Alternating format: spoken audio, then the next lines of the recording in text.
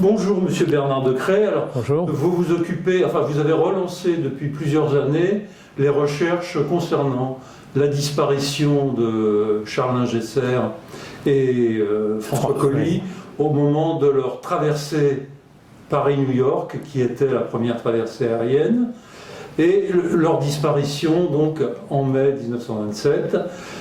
Alors, si vous voulez bien, évidemment, on va faire le point un petit peu des recherches que vous avez pu mener, des conclusions que vous en avez tirées.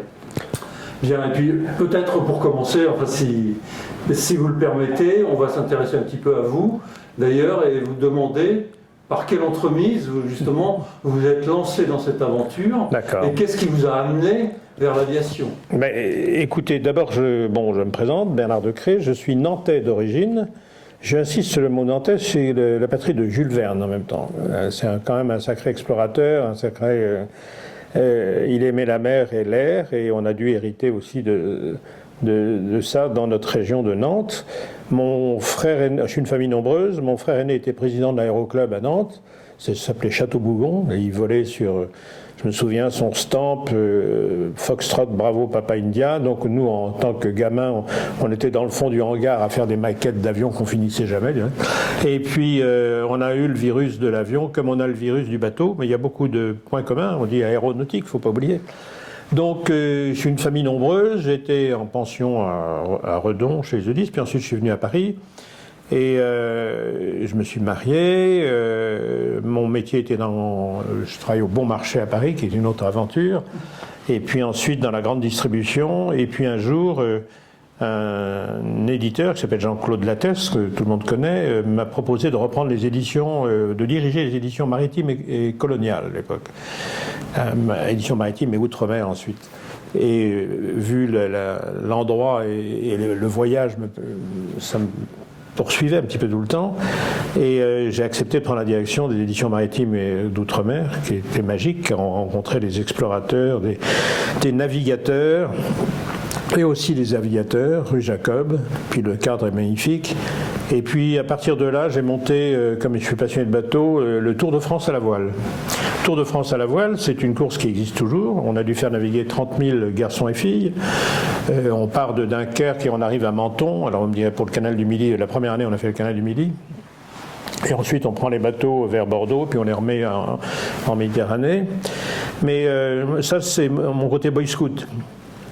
Parce que et on parle d'équipage aussi sur un bateau comme pour les avions. Donc un bon équipage, ça se forme, ça apprend à se connaître, et il y avait des tas de points communs. Et parallèlement à ce Tour de France à la voile, on a également fait naviguer pas mal d'aéronefs, que ce soit des hélicoptères pour les prises de vue.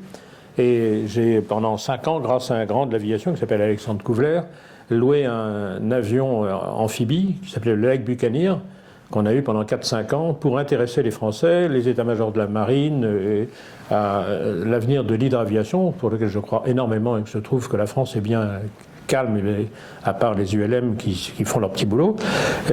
Donc j'ai ce double virus, en plus de mon boulot qui était sérieux quand même dans les grands magasins à grande distribution.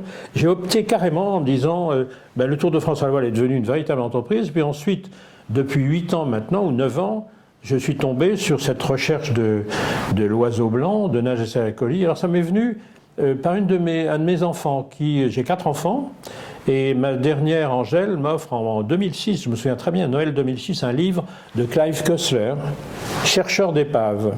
Vous savez, c'est l'auteur américain qui vous parle des triangles, des Bermudes, des ovnis, etc., des choses assez extraordinaires et étranges, et quelquefois vraies. Et je lis ce bouquin-là qu'elle m'offre en 2006, et je me souviendrai toujours, elle me dit « Papa, je t'offre ce livre-là », elle avait 16 ans, je ne sais pas du tout si ça va t'intéresser. Et je lui réponds comme tout père de famille, mais ma chérie, tous les livres sont intéressants, enfin bon. Et en janvier 2007, j'étais à l'île aux Moines, j'ouvre le bouquin et je lis un chapitre sur l'oiseau blanc perdu dans le Maine. Et comme nous, les navigateurs, le Maine, c'est un peu comme la Bretagne Sud, c'est un paradis de la voile et des bateaux. Je lis ces 40 pages et tout de suite je me dis, tiens, l'auteur de ce livre-là n'a jamais été ni pilote, Et parce que on ne va pas se perdre dans le brouillard au-dessus des forêts, c'est des suicides. Donc à partir de là, je me suis toujours interrogé, pourquoi un as de l'aviation comme Charles Ningesser, c'était le troisième as, il ne faut pas oublier, il y avait Font, Guillemer et Charles Ningesser. C'était le Français le plus connu aux États-Unis, parce qu'il a fait des meetings là-bas, 55 meetings. Il s'est marié à une Américaine, Consuelo Atmaker.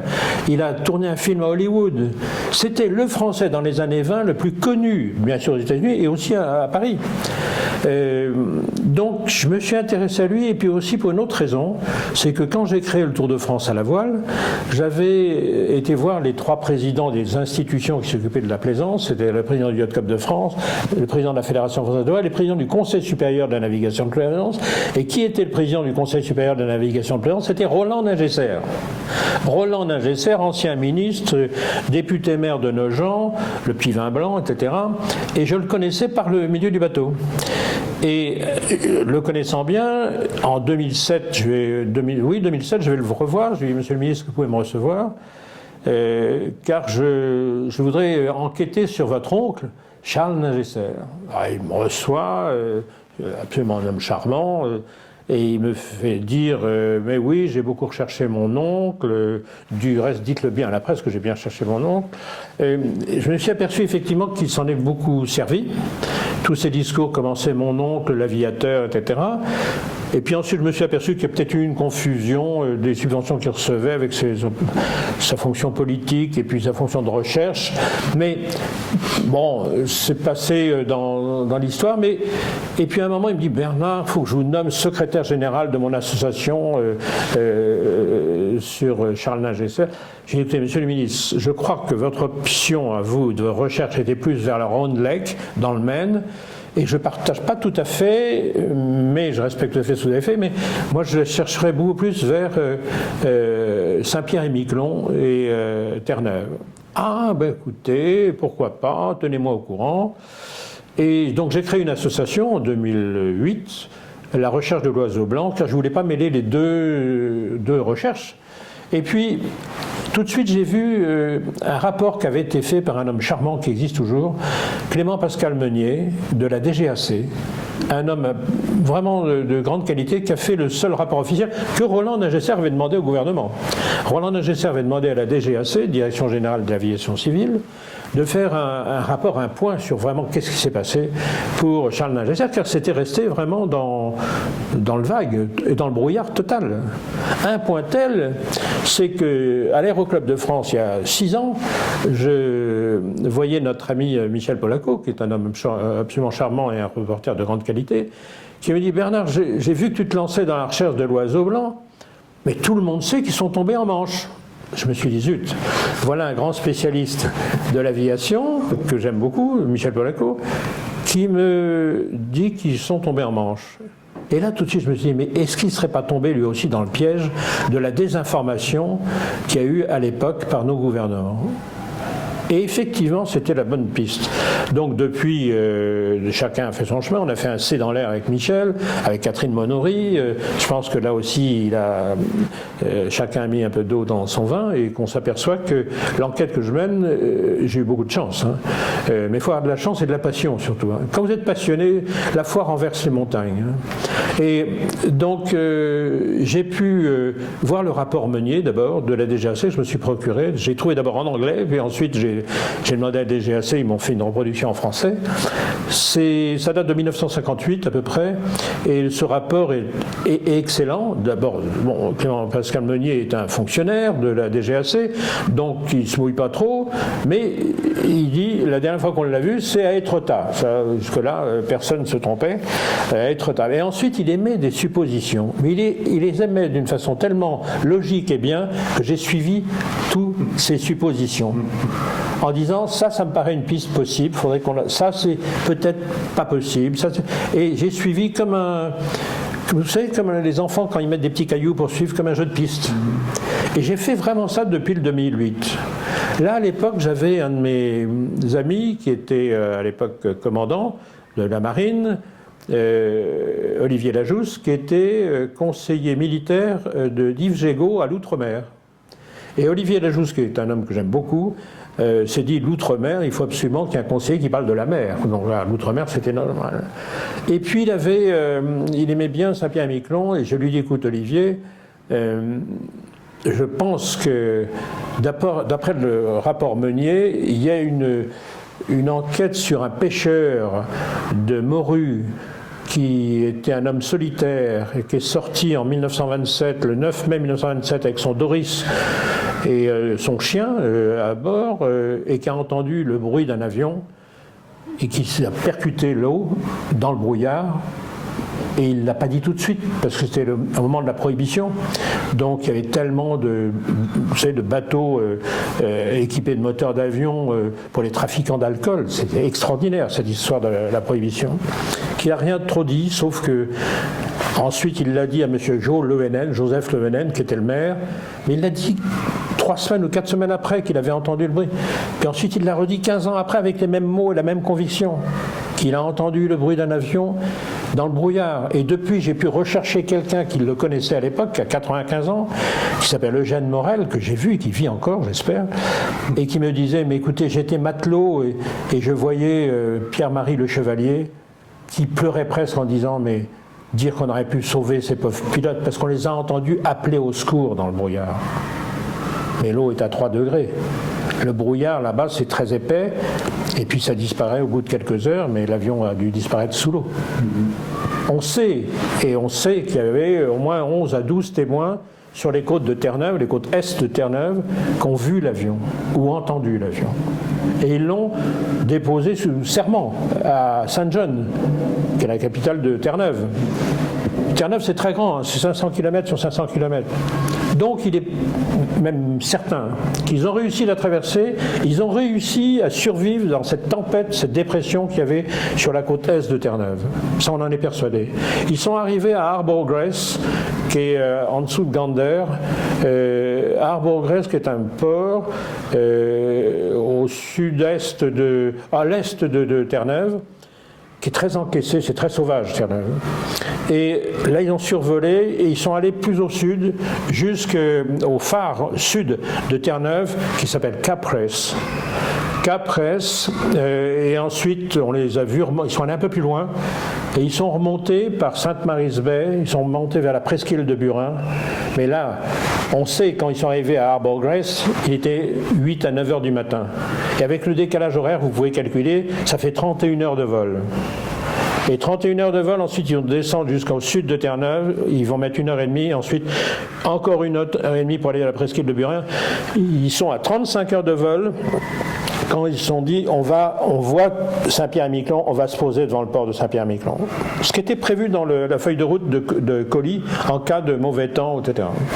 Là, ils avaient déjà traversé l'Atlantique. Ils sont recordman de distance, avec plus de 5600 km.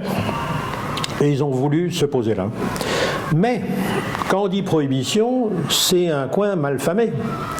La prohibition, on ne s'en rend même pas compte, il n'y a pas beaucoup de bouquins sur la prohibition. Bon, ma culture se limite peut-être à Tintin et Milou, mais relisez Tintin en Amérique. Tintin en Amérique, où vous voyez les policiers qui saluent les gangsters. C'est cette période-là, 1919-1935, où la prohibition est la reine aux États-Unis. Et quand on dit prohibition, c'est des millions et des milliards d'argent pour avoir l'alcool, etc. Et là-dedans, quand vous brassez beaucoup d'argent, c'est comme la drogue maintenant, qu'est-ce qu'il y a derrière? C'est pas les enfants de cœur. Alors, qu'est-ce qui se passe à Saint-Pierre-et-Miquelon? Ce sont 3 îles françaises. Vous avez Grande-Miquelon, Petite-Miquelon et Saint-Pierre. Ce sont des territoires français, que je connais bien maintenant. C'est une seconde patrie pour moi. Composés, bien sûr, d'un tiers de Normands, un tiers de Basques et un tiers de Bretons.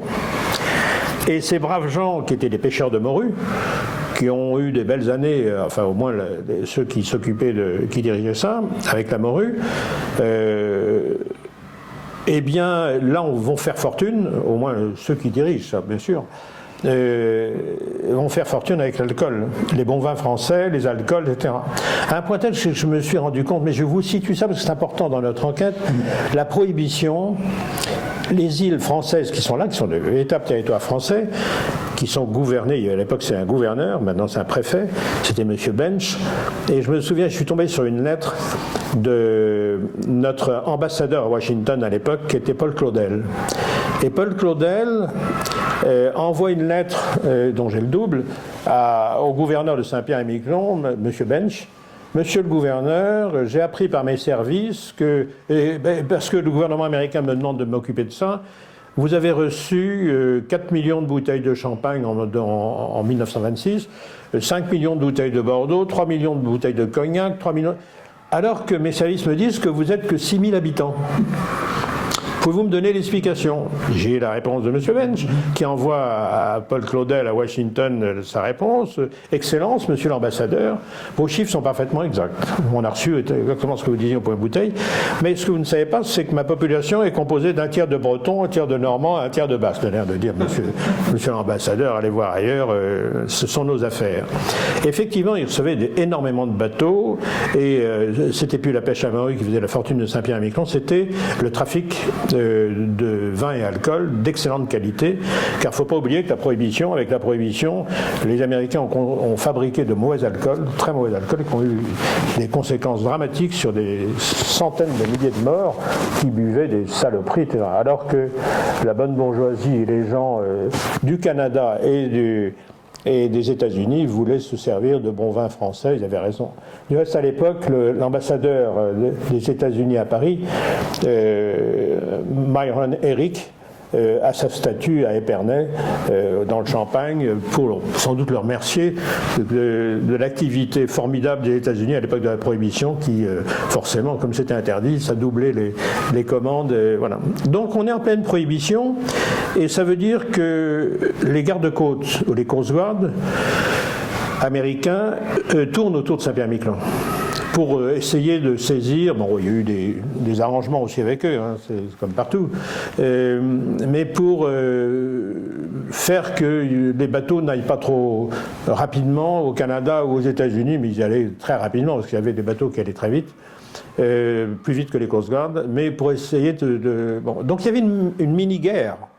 Parce que les bootleggers, donc les trafiquants, bootleggers, ouais, c'est des flashs d'alcool qu'on met dans les bottes, donc bootleggers, mais partaient par entier et allaient sur les côtes américaines ou côtes canadiennes à quelques nautiques du bord, à l'endroit où ils avaient le droit, et là, des bateaux plus rapides allaient emmener la nuit les alcools dans les...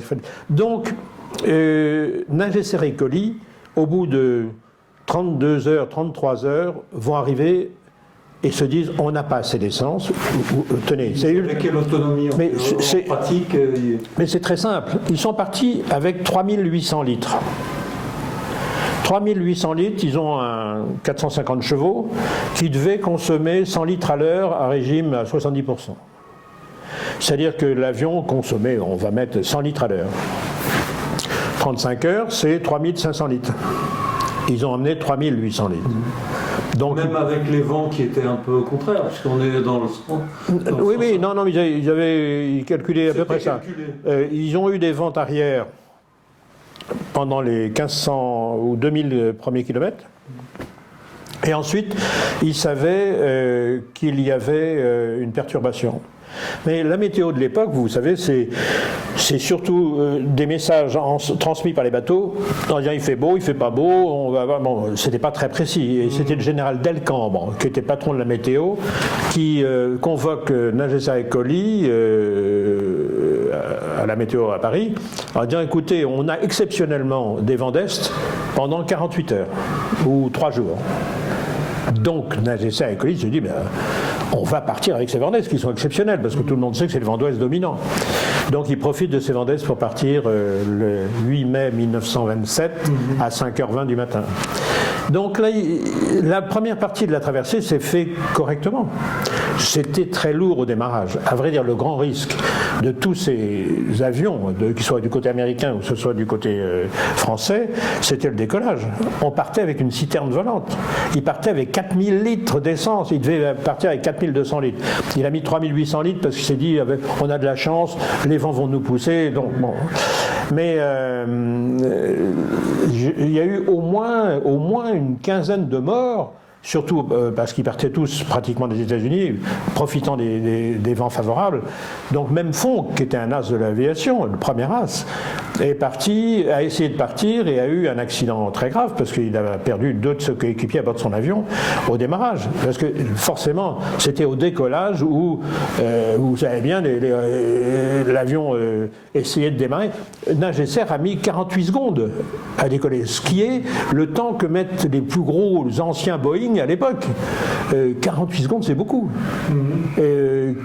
Lindbergh a dû mettre 40 et quelques secondes avec son petit avion Spirit of Saint-Louis, qui était inconnu du reste à l'époque. Donc, je reviens à Saint-Pierre-et-Miquelon. Ils sont arrivés. Déjà, ils avaient survécu à une nuit dramatique. Une nuit ils savaient qu'il y avait une perturbation, mais ils ne savaient pas où la situer. Ils devaient passer par la route nord au-dessus de Terre-Neuve, par Belle-Île. Belle-Île, c'est les 2 grands phares qui se trouvent à l'embouchure du Saint-Laurent est. Vous savez, pour le Saint-Laurent, on peut aller à l'est, c'est-à-dire au nord de Terre-Neuve, ou par la route sud. Voilà. Et là, ils devaient passer à Belle-Île. C'est la route que font tous les avions, que vous voyez. Quand on survole, fait Montréal-Paris ou Paris-Montréal, on survole soit le nord de Terre-Neuve, soit le sud, soit au milieu. Mais là, avec ces avions-là, qui étaient des avions à cockpit ouvert, ils pouvaient pas, ils volaient pas à plus de 1000 mètres ou 1200 mètres ou 1500 mètres. Au-dessus, il fait trop froid. Et puis, les vêtements de l'époque étaient quand même... Et là, ils savaient qu'il y a une dépression qu'ils ont subie en pleine nuit. Donc, impossible de traverser. Mais comme ces 2 excellents pilotes, ils vont arriver en pleine nuit à longer les côtes de Terre-Neuve, mais au ras de l'eau. Et la seule chose qu'ils voient, ce sont les embruns. La côte là-bas, moi je l'ai survolée en hélicoptère, en avion pour mon enquête, c'est des falaises de 200 à 300 mètres. Et à l'intérieur, au nord de Terre-Neuve, c'est 800 mètres de haut. Donc, vous savez bien ce que c'est. S'il y a des monts, c'est un peu comme dans le Perche, en avion de tourisme. C'est pas le ciel qui est plus bas que d'habitude, non, c'est le sol qui est monté. Donc, là, ils ont dû vivre une nuit affreuse, de minuit à 7 heures du matin, et puis ensuite, après la tempête, il y a un ciel de traîne.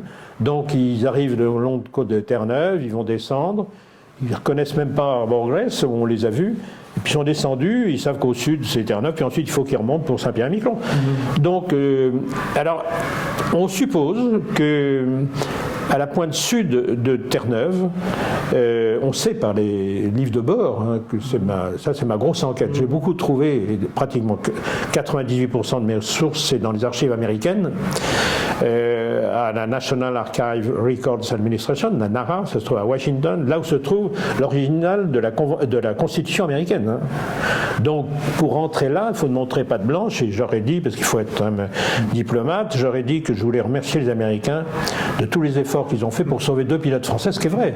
Ils ont mis 30 bateaux pendant 2 mois pour rechercher nos pilotes qui devaient peut-être flotter sur leur avion, qui devaient flotter. Alors, là, on sait qu'ils arrivent sur Saint-Pierre-et-Miquelon, mais ils ne se doutent pas du tout que c'est la guerre entre les Coast Guard et les bootleggers. Ils n'ont pas de radio. Vous savez qu'une radio, à l'époque, c'est 20 kilos ou 30 kilos. Maintenant, c'est quelques grammes avec nos téléphones. Ils descendent à Capresse, le phare de Capresse.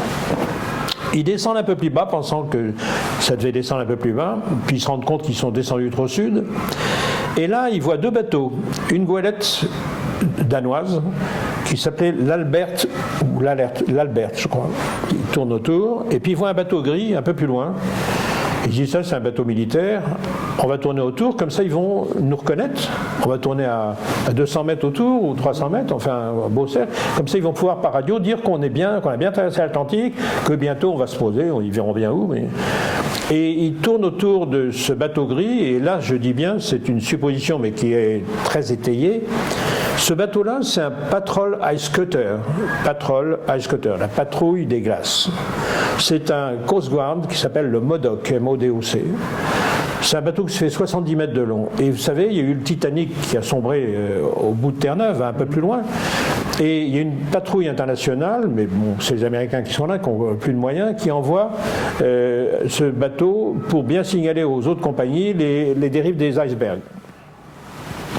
Mais ce bateau, et je suis le seul à l'avoir trouvé, et maintenant vous le saurez, c'est que le MODOC reçoit un message par radio d'un sénateur américain qui se trouve à New York, qui s'appelle Hamilton Stuyvesant Fish Jr. III. Hamilton Stuyvesant a 37 ans, 38 ans, très brillant, famille très riche, les Hamilton Fish. Son père est sénateur, son grand-père était sénateur. Il est richissime, il est beau comme un camion, il est un petit peu facho, mais vous savez, c'est l'époque America First. America must be first. Période de la prohibition, hein. C'est tout ça, c'est la réussite américaine à tout prix. Et Hamilton Fish a bien dit au Sénat, en 1927, je veux me présenter à la présidence des États-Unis, à la place de Coolidge, qui ne va pas demander un autre mandat. Coolidge était président. Et il se dit, parce qu'il n'est pas bête, il est richissime, quel est l'événement médiatique qui va le plus faire parler dans l'avenir, qui va arriver? Il se dit, c'est le prix Orteig. Orteig est un Français, un Basque d'origine française, qui est à New York et qui a 2 hôtels de luxe. Et comme il n'est pas bête, Orteig, il se dit, dans peu de temps, parce que les avions volaient bien, les moteurs tournaient jusqu'à 40 heures ou 50 heures, il n'y a aucun problème, mais personne n'avait fait la traversée de l'Atlantique, parce qu'on fasse une panne de moteur, quand on tend d'un grand raid au-dessus de la Terre, ben on se pose dans un champ, puis on répare et on part. Bon. Mais au-dessus de la mer, si vous ne pouvez pas vous poser, vous pouvez vous poser, mais vous êtes fichu. Il n'y a pas de sauvetage, il n'y a pas de radio, etc. Donc Orteig avait dit, je mets $25 000 au premier équipage ou pilote qui fera New York-Paris ou Paris-New York. Car là, il faut bien préciser à nos amis, à tout le monde, qu'on dit Lindbergh est le premier à avoir traversé l'Atlantique. Non, on ne parle pas de la même chose. Il faut rendre hommage à 2 pilotes anglais qui s'appellent Alcock and Brown. Alcock and Brown, en 1919, sur un Vickers, un biplan Vickers, ils ont traversé l'Atlantique de Saint-Jean de Terre-Neuve jusqu'en Irlande. Mais c'est 3400 km. Tandis que Paris-New York, c'est presque 6000. Donc il faut bien remettre les choses au point. Il y a eu une traversée atlantique. Du reste, Alcock and Brown ont été décorés par le roi d'Angleterre à l'époque. Puis on n'a pas beaucoup parlé parce qu'on n'est pas très fair-play. Mais c'est quand même, vous avez un monument à Saint John en l'honneur d'Alcock and Brown. Et il faut leur dire que c'est bien ça. Mais là, on parlait de New York-Paris ou de Paris-New York. C'est la grande traversée, mais c'est la grande liaison Paris-New York. Bon, donc Lindbergh a été le premier, ça, c'est vrai, à faire New York-Paris. Bon, mais on en reparlera un peu plus tard. Donc on en revient à Ningesser et Colly, parce que c'est une vraie régate, il faut quand même le dire. C'est une vraie régate, moi qui suis passionné de bateaux, c'est un peu la coupe de l'América de l'air. Vous avez 4 avions qui sont prêts au début mai 1927. Je dis bien, il y a eu une quinzaine d'accidents à cause du problème de décollage avec cette citerne que tout avion avait. Hein. Je veux dire, il fallait bien décoller avec ça. Et les premiers qui ont essayé, c'était... Oh, bah, ça a commencé dès 1925-26. Hein. Alors, maintenant, ils sont inconnus parce qu'ils sont soit morts, soit... Mais dans les grands noms, il y a Fonck, as de l'aviation française, qui n'était pas très sympathique, hein, qui est le premier as avec 70 victoires, mais qui n'était pas très sympa. Un pilote formidable, mais pas très sympa, hein, ambigu même. Mais qui s'est cassé la figure au décollage. Hein, bon. Et puis là, comme la Coupe d'Amérique, comme il se passe régulièrement en France, d'excellentes personnes, mais un peu le bordel sur le plan organisation. Ningesser, qui était le Français le plus connu aux États-Unis dans les années 20, hein, je répète, il a fait 50 meetings, il a tourné un film à Hollywood, il est marié à une richissime américaine, mais Et quand il venait à Paris, le prince de Galles lui a offert sa Rolls. Il avait un hôtel particulier en bas des Champs-Élysées. Il allait au Fouquet's. Je crois que les Français n'aiment pas beaucoup ceux qui vont au Fouquet's. Mais il ne faut pas oublier qu'au Fouquet's, bien avant que Sarkozy y aille, il y avait quand même le bar des As, qui est toujours. C'est là où allaient les pilotes de la guerre 14-18 pour fêter leur journée, leur victoire ou leur survie. Et prendre le champagne avec leurs copains et copines. Il ne faut pas oublier ça, la guerre 14-18. La guerre des chevaliers de l'air, où ils s'admiraient aussi, allemands ou français. Enfin, il y aurait des anecdotes fabuleuses, mais Nagesser a eu 47 victoires homologuées et au moins autant non homologuées, parce qu'il allait derrière les lignes. Donc, là, je reviens à ça, pour dire que Nagesser était... puis c'était un communicant. Il savait communiquer, il était joyeux de vivre, il était cassé de partout, parce qu'en automobile, il allait aussi vite, il avait des accidents, en avion, il s'est fait tirer dessus. Il ne faut pas oublier, ça c'est pour les plus jeunes, qu'à la guerre 14-18, il se tirait dessus à 40 mètres. Au début à la carabine ou au revolver, ensuite avec des mitrailleuses, puis ensuite le tir à travers l'hélice. Et entre les avions de 14 et 18, c'est plus du tout les mêmes. Il y a une anecdote que je vous cite pour vous montrer un peu le chevalier qui était Nagesser. C'est qu'en 18, il allait vers la Somme, on sentait la fin de la guerre arriver. Et là, il voit un avion allemand qui arrive, et lui qui était parfaitement au courant, et les Allemands étaient en avance sur le plan technique. C'est des avions plus rapides que le nôtre. Il dit, tiens, celui-là, je le reconnais, je vais avoir du mal. Et l'avion allemand vient vers lui, et puis Nagesser, qui était très habile pilote, fait tout ce qu'il fait, les Himmelmann, enfin toutes ces figures pour échapper à l'Allemand, qui reste juste derrière lui, sans tirer. Il se dit, tiens, sa mitrailleuse doit être enrayée, c'est pas possible. Et ça dure, je sais pas, 5-10 minutes, mais qui va rester des heures. Et Nagesser essaie de se faufiler, passe dans des noix, etc. Et l'Allemand est toujours derrière. Oh, il dit, c'est un sacré pilote, et en même temps, je comprends pas qu'il tire pas. Puis à un moment, Nagesser, quand il a ras-le-bol, humilié, lève les deux bras en lui faisant signe qu'il allait se poser sur le terrain à côté. C'était vers le Touquet, voilà. Il se pose sur le terrain. L'avion allemand se pose sur le terrain, il lui fait avec son pouce, hein, on s'est quand même bien amusé. Et il est reparti. C'était Udet, H-U-D-E-T, grand pilote allemand. Ils se sont rencontrés depuis, etc. Mais c'était des chevaliers, il ne faut pas oublier ça. C'est des vrais chevaliers. Bon, là, je reviens là-dessus. Il n'avait pas souffert un peu d'être quand même un peu dans l'ombre justement de Fonck. Non. Puis Guilmer aussi un petit peu. Parce que Guilmer était parti dans la légende. Oui, mais ça n'a pas été une petite motivation supplémentaire? Non, Nagesser était je veux dire, donc on ne parlait plus de Guilmer parce qu'il a disparu. Fonck était assez antipathique, c'est vrai. Mais, et puis Nagesser aimait bien faire la fête. Hein. Donc tout le monde voulait s'accrocher à Nagesser. Il a eu la Légion d'honneur à 21 ans parce qu'il a sauvé son capitaine. Il n'était pas dans pilote à l'époque, mais on l'appelait le hussard de la Morse. Le hussard de la Morse, pourquoi?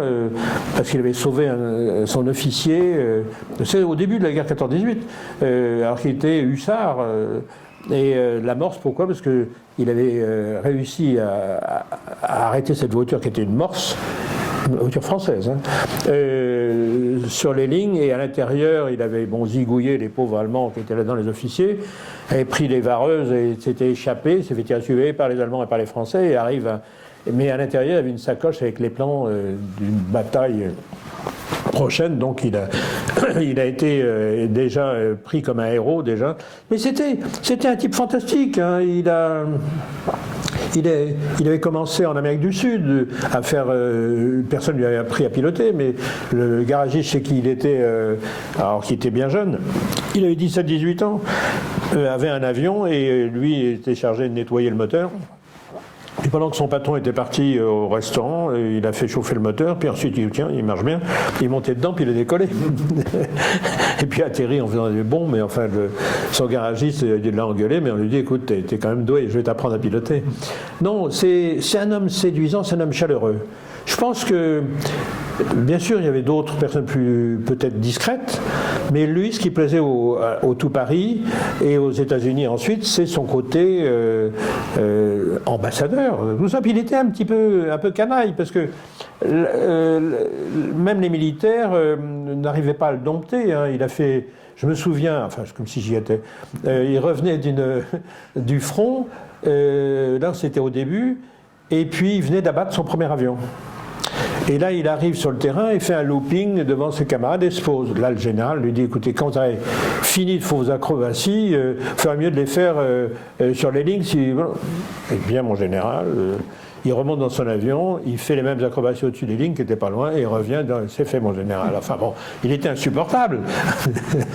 il fait aux États-Unis toutes ces... Vous savez, il a fait des shows aériens avec plusieurs avions pour faire les combats qu'il avait... tout ça payé par l'American Legion, une grande association, qui avait une admiration sans borne pour Nagesser. Ils leur ont demandé que Nagesser prenne la nationalité américaine. Ce qu'il n'a pas fait parce qu'il adorait sa maman, puis il adorait notre pays. C'est un flambeur. Hein. C'est tous... D'abord, il faut bien se dire une chose, c'est en général tous des joueurs. Parce que quand même, faire ses combats de chevalier, etc., une balle perdue, ou même si l'autre n'est pas très bon pilote, il y avait des risques énormes. Font que c'est incroyable qu'il ait eu 70 victoires sans aucune atteinte à son avion. Nagesser, il est arrivé avec... il y avait une balle qui lui a fracassé la mâchoire, l'autre... Il était vraiment de partout. Hein. Il avait des morceaux... de métal dans les jambes, dans les bras, dans la mâchoire. Et donc, puis il avait aussi un petit défaut, c'est que, c'est pas un défaut, c'est sympathique, et il recevait beaucoup de monde dans son hôtel particulier en bas des Champs-Élysées, il allait prendre des pots au Fouquet's. À un moment, il n'avait plus d'argent, donc c'était en 1926, il flambait un peu trop ça, il invitait beaucoup de monde, et puis... là, il se dit, tiens, j'ai plus beaucoup d'argent, je vais vendre la Rolls que le prince de Galles lui avait offert. Il vend sa Rolls, et puis une semaine après, coup de sonnette dans son hôtel particulier, on lui dit, écoutez, il y a quelqu'un de l'ambassade de Grande-Bretagne qui vient vous voir. Il n'avait pas de rendez-vous, il reçoit cet envoyé de l'ambassade de Grande-Bretagne qui lui dit, écoutez, capitaine Nagesser, vous avez vendu la Rolls que le prince de Galles vous a offert, mais on ne vend pas un cadeau du roi d'Angleterre. Et là, l'ambassade avait racheté la Rolls pour la remettre devant l'hôtel particulier de Nagesser. Donc, non, c'était un type fantastique, c'est un grand sportif. Après la guerre, il y avait une course sur la Seine, comme il y en a souvent de natation, c'est-à-dire 3 km ou 4 km. Lui qui est, après la guerre 14-18, lui qui est couvert de blessures, bon ça s'est réparé, décide avec son père de faire... son père lui dit, mais tu es invalide de partout, etc. Il dit, mais c'est pour montrer aux jeunes qu'on peut quand même... Et il fait cette course, il demande à son père de l'accompagner avec une petite barque où il y avait 2 bouteilles de champagne. Il dit, quand tu me verras tourner de l'œil, tu me donnes une coupe de champagne, ou un verre de champagne. Et il fait ça, il réussit à se classer dans les premiers de cette traversée de la Seine. Tout le monde s'arrachait Nagesser, il ne faut pas oublier ça. Alors il s'est amouraché et plus que ça, il s'est marié à Consuelo Hatmaker. Il ne faut pas oublier que M. Hatmaker aux États-Unis était le secrétaire particulier de Vanderbilt et Consuelo était intelligente, riche, etc. Et ils sont toujours aimés, mais ils ont divorcé à la fin, juste avant son grand vol, parce qu'elle voulait rester aux États-Unis et lui voulait être près de sa maman. Donc, mais ils sont toujours aimés jusqu'au bout. Alors, là, on en revient à cette époque. Donc, on sent qu'il a tout flambé et qu'il n'a pas d'argent. Et c'est pour ça qu'il va voir... il se dit, bon... la plus grande chose à faire, c'est la traversée de l'Atlantique. Donc il s'arrange avec Colly, qui lui venait de la marine marchande, mais François Colly, qui était marseillais, et qui avait tenté, qui avait réussi de traverser de la Méditerranée et les records en même temps, et qui voulait avec ça ne s'invente pas, Marseille, son copilote qui s'appelait Tarascon, il s'était inscrit au prix Orteig. Et puis en faisant des essais, ils ont cassé l'avion, donc ils ont abandonné le projet. Et puis Nagesser qui se dit, moi je veux faire ça. Mais j'ai envie de le faire en solitaire, donc il voit Levasseur, mais Levasseur dit écoutez, non, faites-le en double. Parce que c'est quand même au minimum 35 heures, donc vous n'avez pas dormi la nuit d'avant, faut être à deux. Et donc il s'arrange avec Colli, qui est un très bon navigateur et bon pilote en même temps, pour faire un équipage, et il leur cherche un appareil. Et là-dedans, ils font la tour. Il n'est pas d'argent, hein. Donc il fallait qu'ils trouvent un constructeur qui leur offre un appareil. Et Levasseur tombe un peu sous le charme de Nagesser. Et il dit écoutez, j'ai un avion qui est construit normalement pour l'aéronaval. On peut légèrement le modifier. Si vous voulez être à deux, pas l'un derrière l'autre, parce que cet avion-là, c'était un triplace pratiquement d'observation et un truc un peu spécial avec un train d'atterrissage qui pouvait se larguer. Donc il pouvait partir d'un porte-avions comme le Béarn, qui est le premier porte-avions de l'époque, ou d'une piste, et puis garder ou larguer son train d'atterrissage. Mais s'il larguait le train d'atterrissage, il pouvait se poser que sur l'eau. Et c'est pas un hydravion, hein, donc il se posait sur l'eau, c'est un avion marinisé. C'est-à-dire qu'une fois posé sur l'eau, il fallait qu'il se pose hélice en croix, et là, ça devait être un canot qui venait le chercher et le tirer pour le gruter. C'est assez compliqué, je crois qu'il y a des polytechniciens qui sont planchés là-dessus. Donc Levasseur fabriquait ces avions-là, en disant je peux vous faire un modèle légèrement dérivé de cet avion-là, avec un très bon moteur, Loren Dietrich. C'est des moteurs qui peuvent tourner 45 heures ou 50 heures.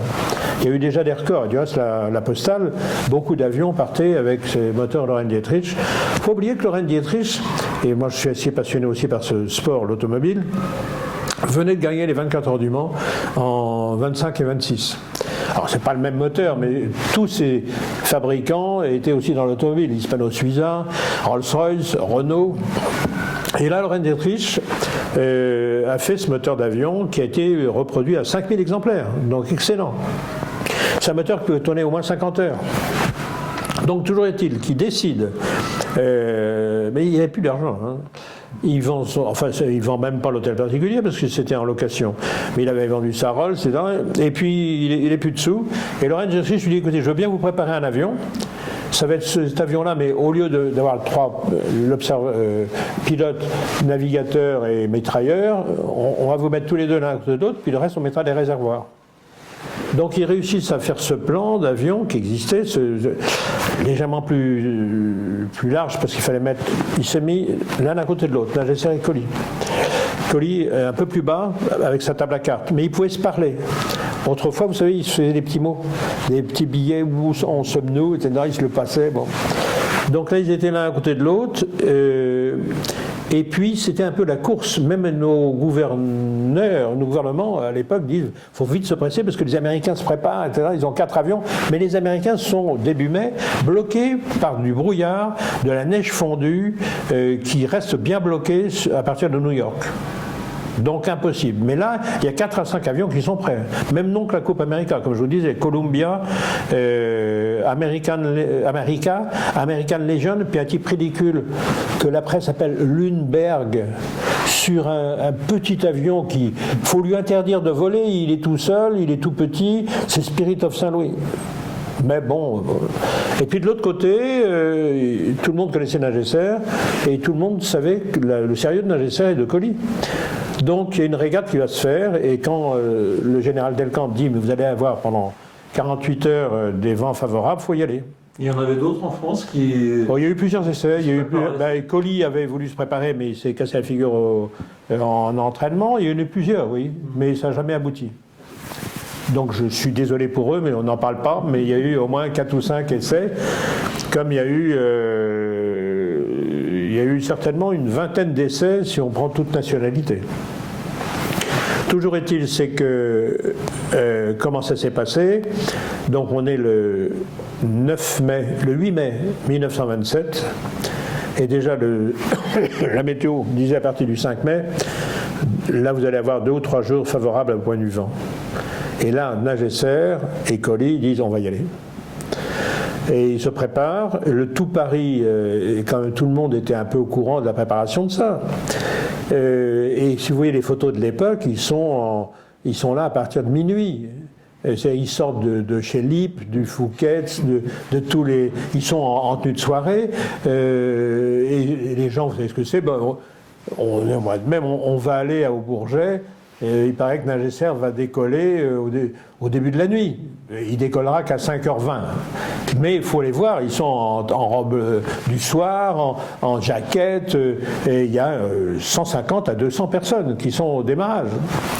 Et il va démarrer... Des personnalités, enfin... Ah ben oui, il y avait le président du conseil, il y avait des grandes vedettes du cinéma de l'époque, du théâtre, etc. Mistinguett était là, enfin, c'est-à-dire, il y a eu le tout Paris. Enfin, en résumé, le tout Paris est là, et les actualités, bon... Et l'armée de l'air et la marine, enfin l'armée de l'air n'existait pas, mais si, mais bon, quelques avions sont prêts aussi à décoller pour l'accompagner. Mais ils n'ont pas cherché quand même à prévenir du côté de Saint-Pierre-et-Miquelon, voire de New York, justement, c'était, vous le disiez, des Basques, des Bretons, etc. Donc, on pouvait penser qu'ils allaient un peu attendre l'avion. Non, mais... Il n'y a pas eu de... Non, c'est pas du tout... On n'a pas la communication et les médias qu'on a maintenant. Puis les gens de Saint-Pierre-et-Miquelon ne s'intéressaient surtout pas à ça. Ce qui comptait, c'était la vente d'alcool et voilà. Et surtout pas attirer l'attention des officiels ou de la police sur à Saint-Pierre-et-Miquelon. À Saint-Pierre-et-Miquelon, ils sont beaucoup plus contents de recevoir Al Capone et compagnie, qui sont de très très bons clients que de... Faut pas oublier que les pilotes sont pris pour des fous fêlés, hein, des gens un peu marginaux. Et c'est vrai. Mais regardez, Lindbergh n'est pas crédible. Enfin, personne ne le connaît du reste. Certains commencent à se dire, attendez, il a construit son avion sur la côte ouest des États-Unis, il est quand même venu à New York avec son petit avion qui a été fait presque d'une manière artisanale. Puis il ne faut pas oublier que ça fait 4 ans qu'il pilote, Lindbergh. Il faisait d'abord de l'acrobatie dans les ailes pour gagner un peu d'argent, puis ensuite il est devenu pilote de la postale américaine. Il est parti 3 fois, il a sauté 3 fois en parachute de son avion, parce qu'il était perdu ou il était en perdition, et il s'est toujours récupéré. Lucky Lindbergh, c'était son surnom, c'était le chanceux, déjà. Mais il arrive, personne ne le connaissait. Moi j'ai vu la presse, j'ai fouillé, on l'appelle Lundberg. Il est inconnu. Sauf que Saint-Louis, sa ville d'origine, s'intéresse à lui et va sponsoriser son petit avion qui coûte moins cher. Mais il a voulu être pilote du meilleur avion qui était le Bellanca Columbia. Et puis il voulait l'acheter et le propriétaire lui a dit écoutez, je veux bien que vous l'achetiez, mais vous ne serez pas le premier pilote, on mettra un autre pilote que vous. Alors là, il a dit non, moi je préfère être tout seul dans mon petit avion. Bon, alors on revient un peu en arrière. On est le 8 mai 1927 à 5h20 du matin et Nagesser et Colli montent dans leur appareil. Le moteur a été chauffé déjà plusieurs fois avant. Ils n'ont pas dormi, hein. On leur a mis 2 petits lits de camp dans le hangar, mais plus pour se reposer. Les médecins leur ont fait les piqûres nécessaires de, je sais pas quoi, cocaïne ou je sais pas quoi, pour qu'ils puissent être plus à l'aise. Et puis ils s'enfournent dans leur combinaison de l'époque qui était lourde, qui était d'un jaune, marron jaune. Et je me souviens par les archives, qu'ils regardent un peu dans leur poche, il restait un peu de monnaie, ils jettent la monnaie en disant c'est tout ce qui nous reste, on n'en aura pas besoin. Et on leur dit mais vous avez vos papiers, ils disent j'ai même pas de passeport de toute façon. Bon, et ils comptent arriver devant la Statue de la Liberté où ils doivent se poser, à condition d'avoir les vents favorables. Mais même là, on voit que ce sont des joueurs. Ils devaient pouvoir mettre 4200 litres. 4200 litres et Delcambre, le général et la météo de l'époque, ont dit écoutez, on aura un peu plus de vent prévu favorable. Oh, ils savent que le gros danger, c'est au décollage. Il décolle d'un champ d'aviation.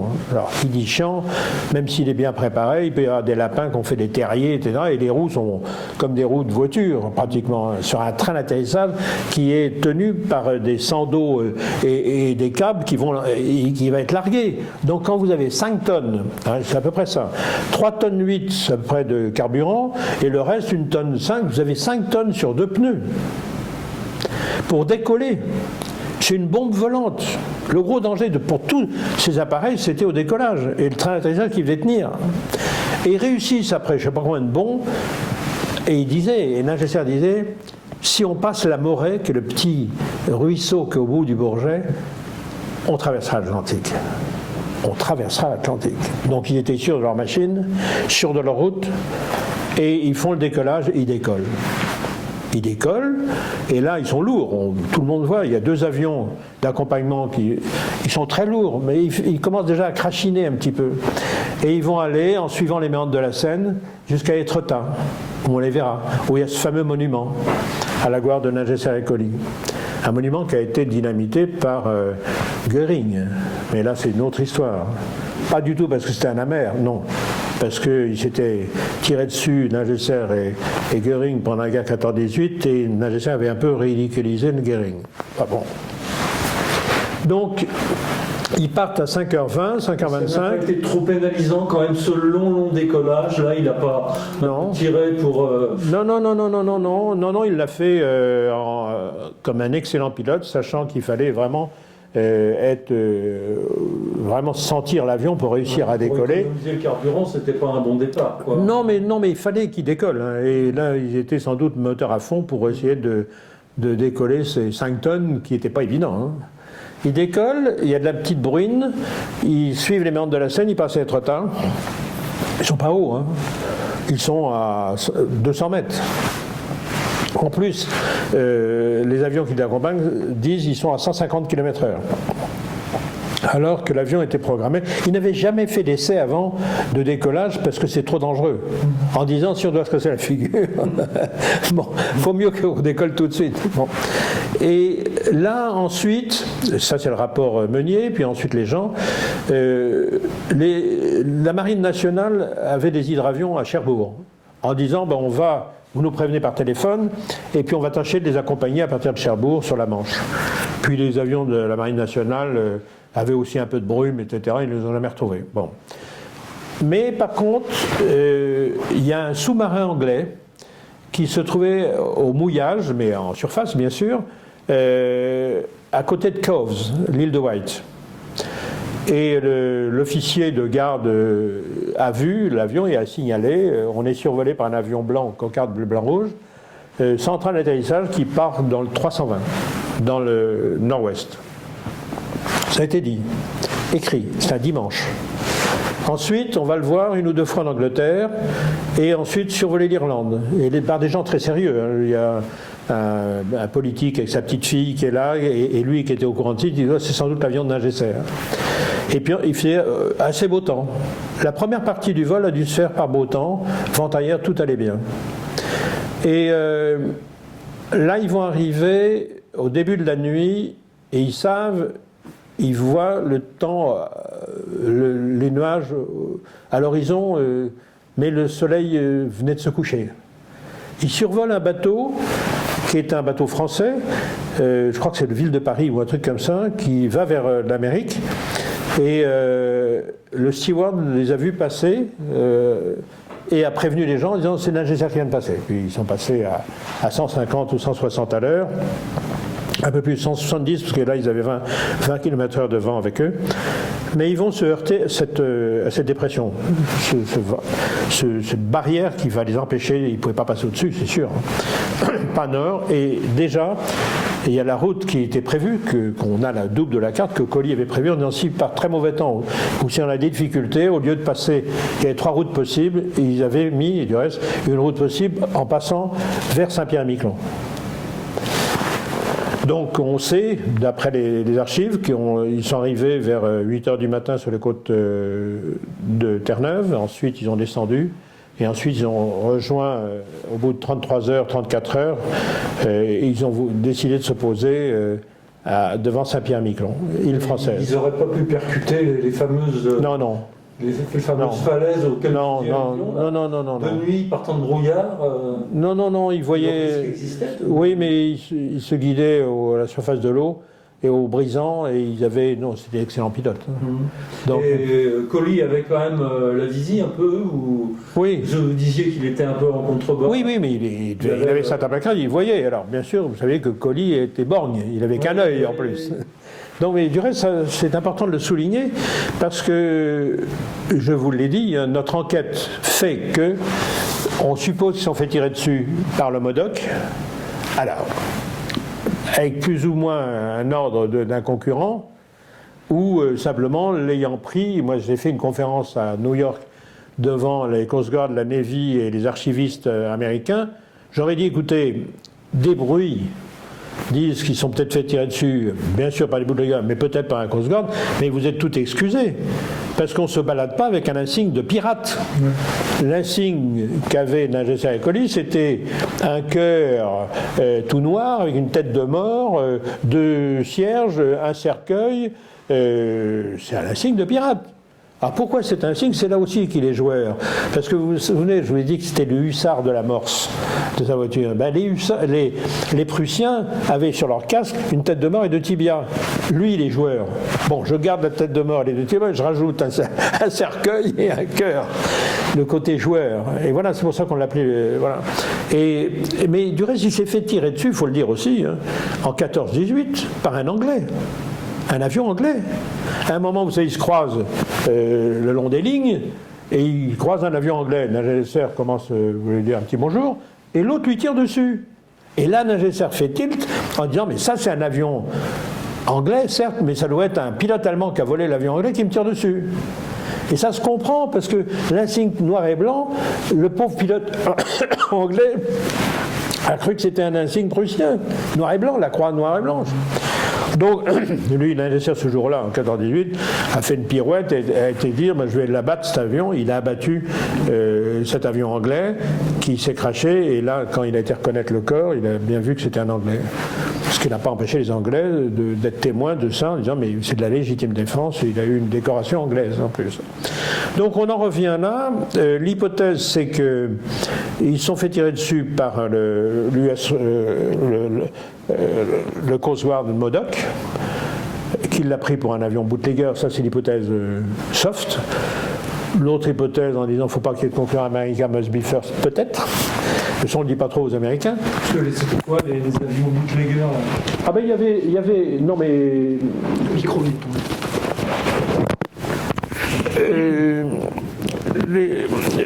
Les avions bootleggers, c'est un petit peu comme pour les Caraïbes en ce moment. Les trafiquants de drogue, ils ont aussi des avions d'observation. Pour dire attention, il y a le Coast Guard là, il y a le Coast Guard là, il ne faut pas aller là, voilà. Donc on peut supposer que les bootleggers qui gagnaient pas mal d'argent avaient aussi peut-être un ou deux avions d'observation. Mais il faut dire aussi que les Coast Guard avaient déjà 5 avions, qui étaient des avions hydravions avec une grosse coque en dessous, puis 2 petits flotteurs, et se baladaient là pour chasser justement ces fameux bootleggers. Donc on suppose qu'ils sont fait un peu tirer dessus par un Coast Guard. C'est pour ça que M. Doley à Sainte-Marie-Belle les a vus remonter avec une fumée blanche, donc un radiateur a été touché. Et ensuite, en arrivant après la presqu'île de Burin, qui se trouve à 20-25 km de Saint-Pierre-et-Miquelon, ils se sont approchés d'une goélette où là ils se sont fait tirer dessus par un bootlegger qui les a pris pour un avion des Coast Guard. Donc c'est réaliste. Ils se sont sans doute fait, vous vous rendez compte, tirés dessus 2 fois, mais sur leur plan de vol, ils avaient complètement négligé ce que c'était la prohibition. Mais on n'en parlait pas trop de la prohibition.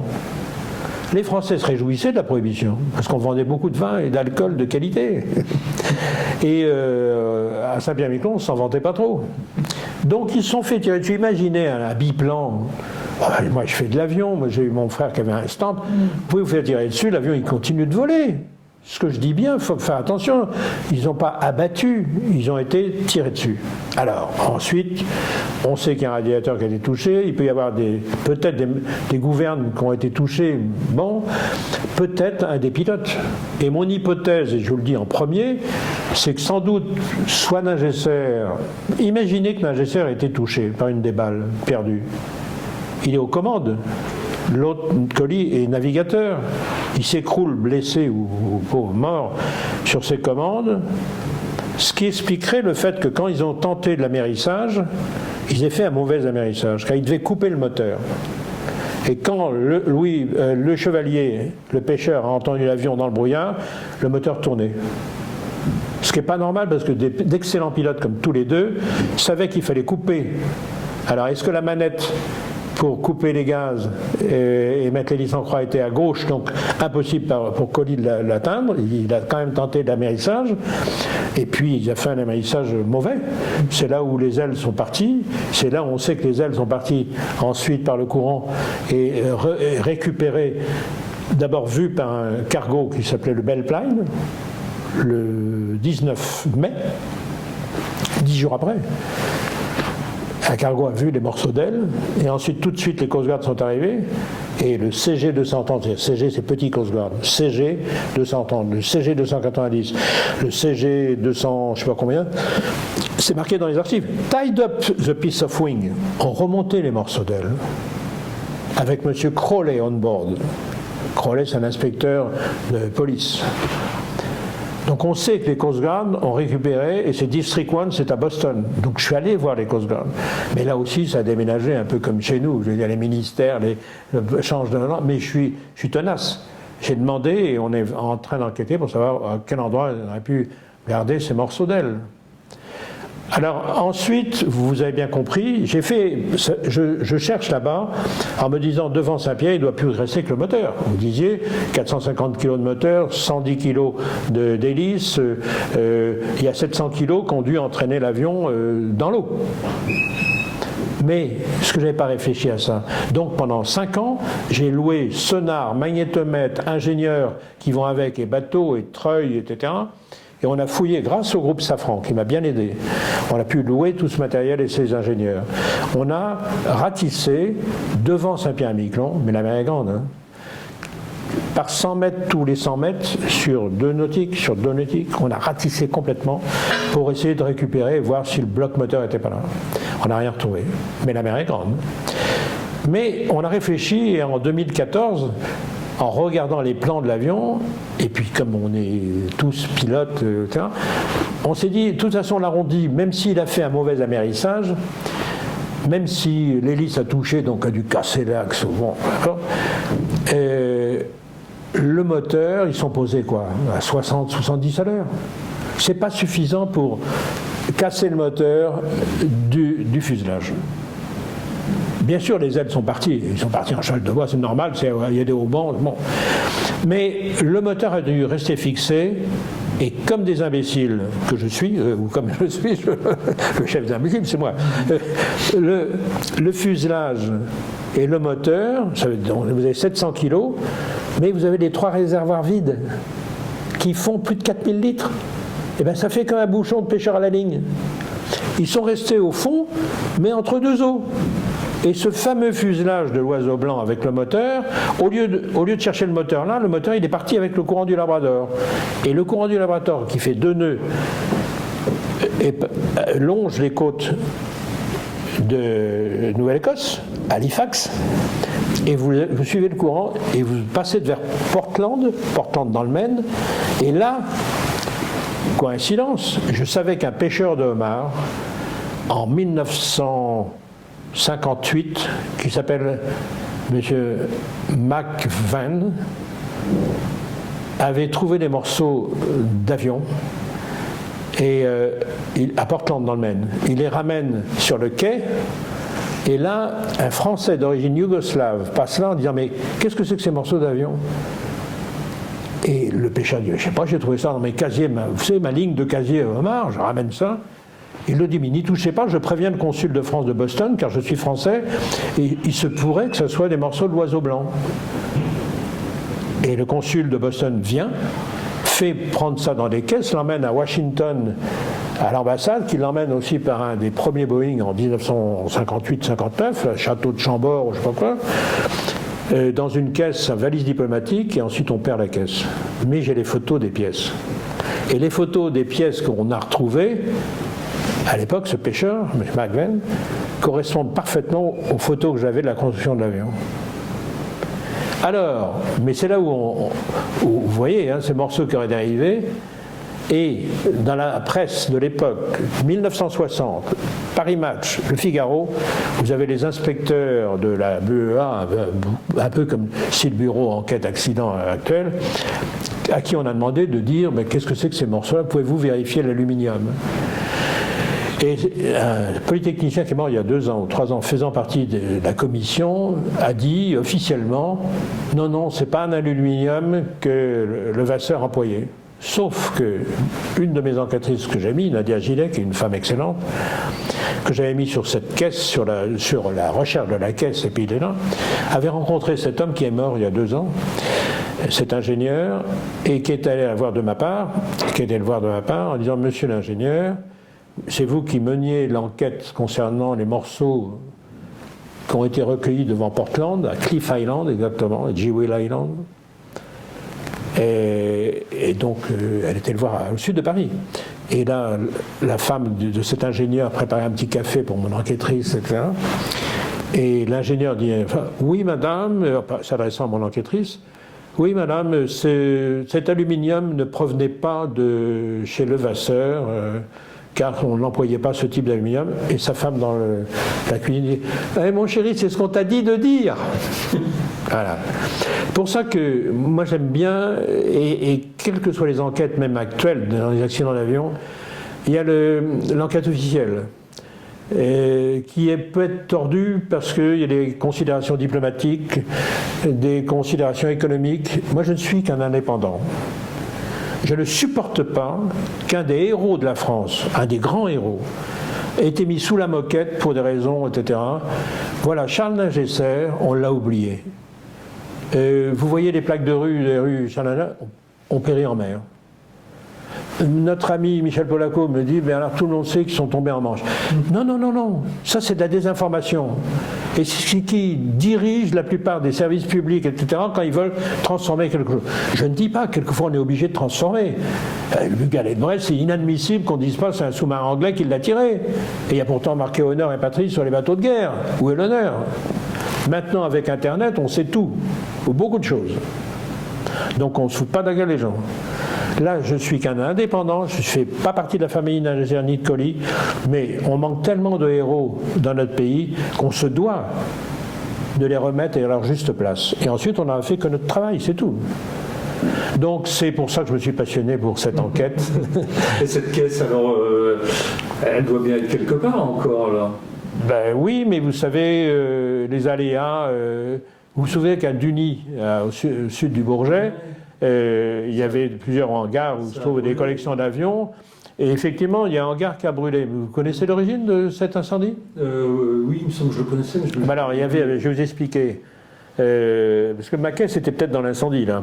Il y avait un hangar qui était destiné à des avions, de ligne qui a été abattu par un missile, je ne sais pas où. Et on a demandé de remettre toutes ces pièces-là pour l'enquête, pour continuer l'enquête.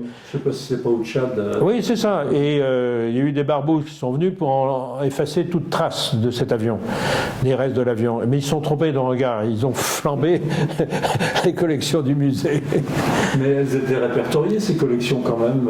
Oui, mais plus ou moins, mais bon. Souvent, il y a quand même des... Oui, mais si le répertoire est dans l'incendie...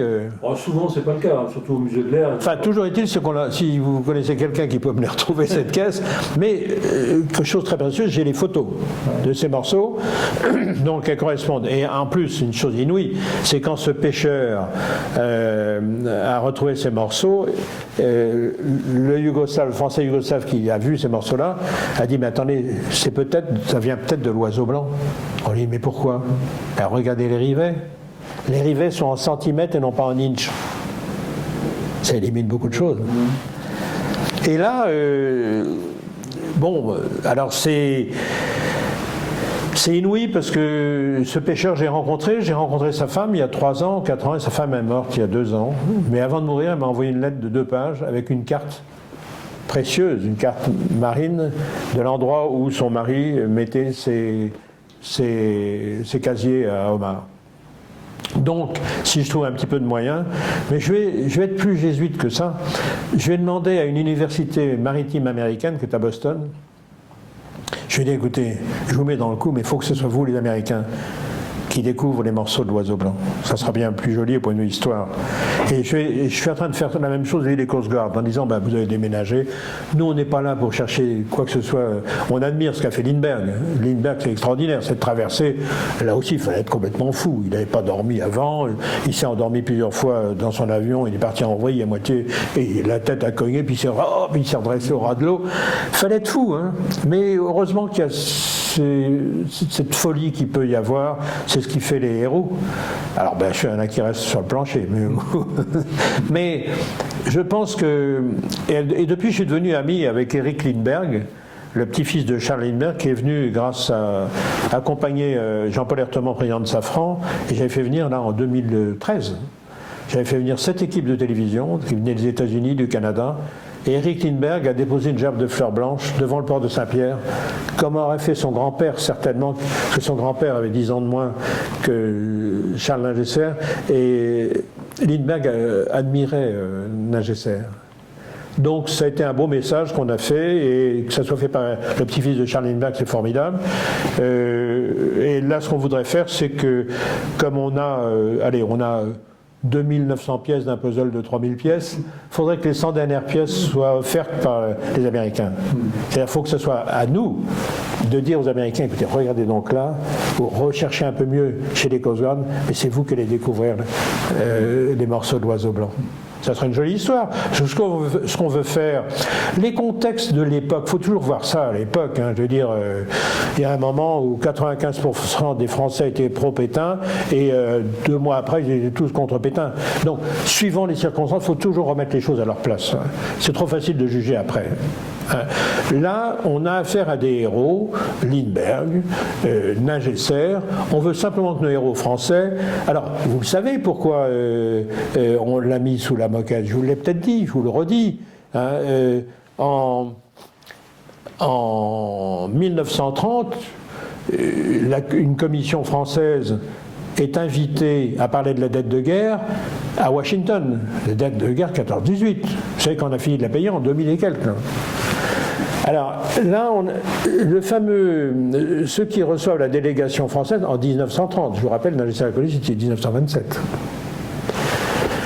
La délégation française est conduite par un avocat célèbre qui est devenu 8 fois ministre et 2 fois président du Conseil. Il est convoqué donc pour représenter la France pour parler de la dette de guerre à Washington en octobre 1930.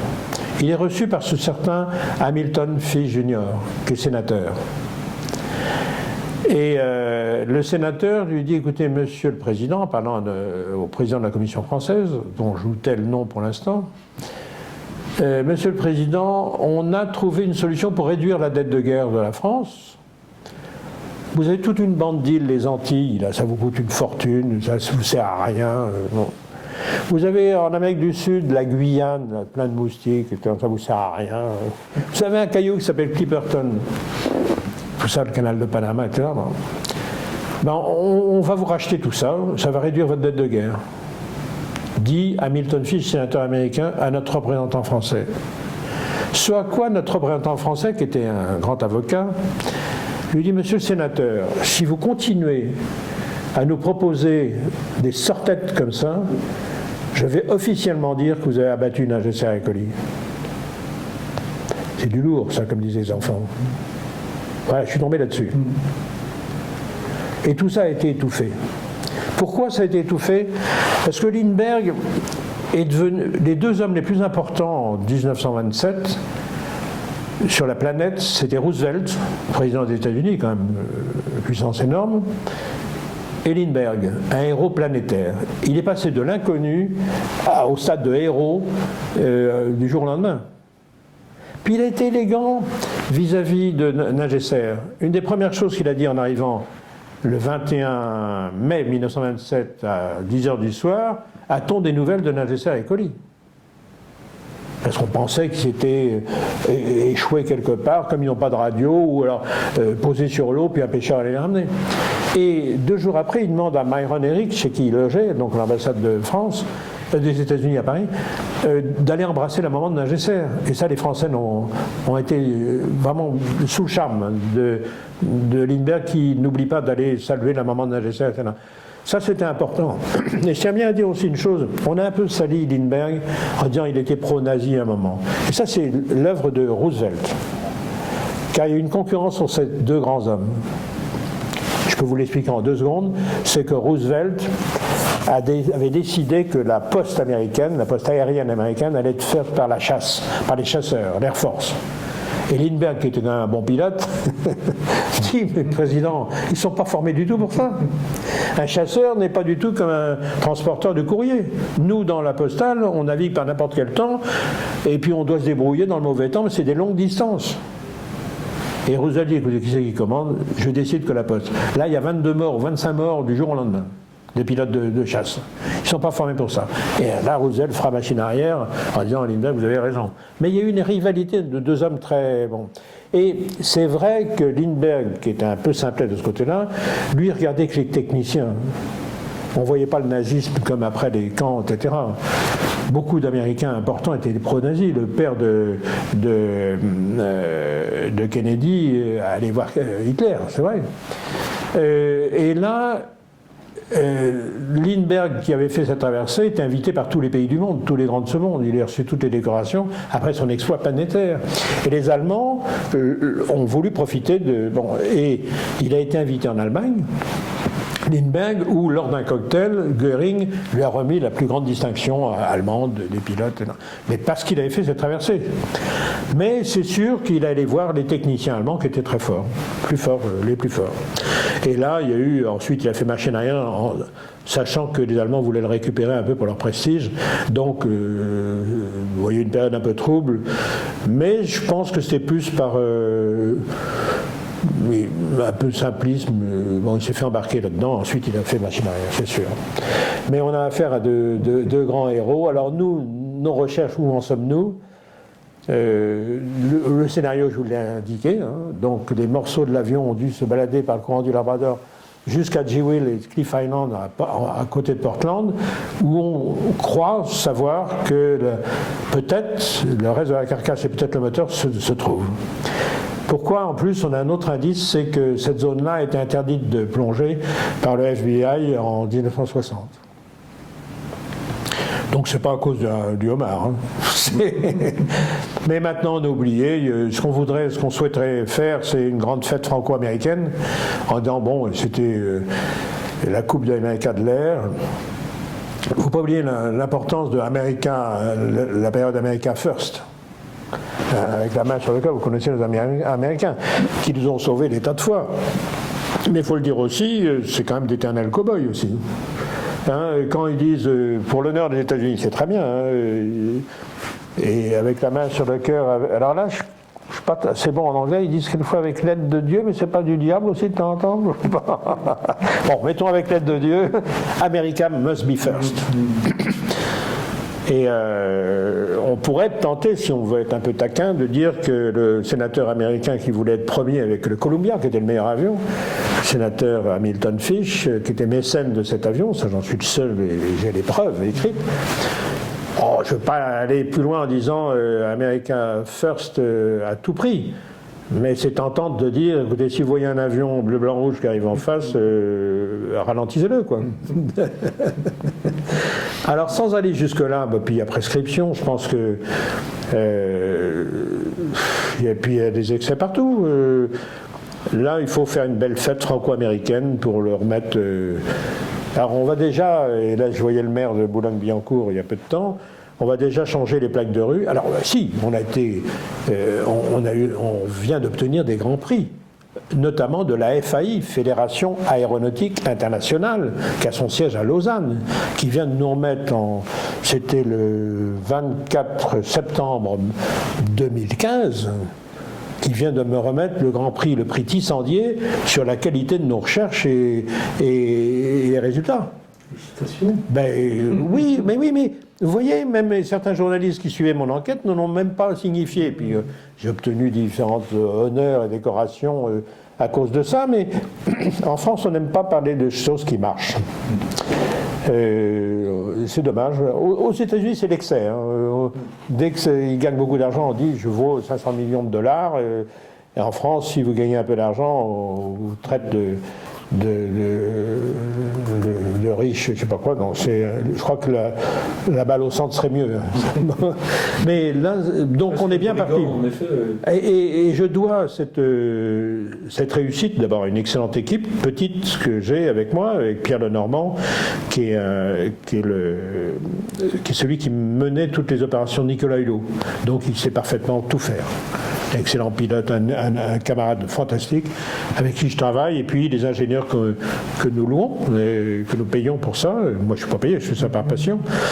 Mais en tout cas, il y a la foi renverse les montagnes, je peux vous le dire, hein, parce que c'est devenu une drogue. Mais c'est depuis 8 ans, 7 ans, et je me lève la nuit, à 2h ou 3h du matin, je me dis, mais attends, si ils ont fait ce mauvais amérissage devant Saint-Pierre, c'est pourtant 2 excellents pilotes, même par temps de brouillard.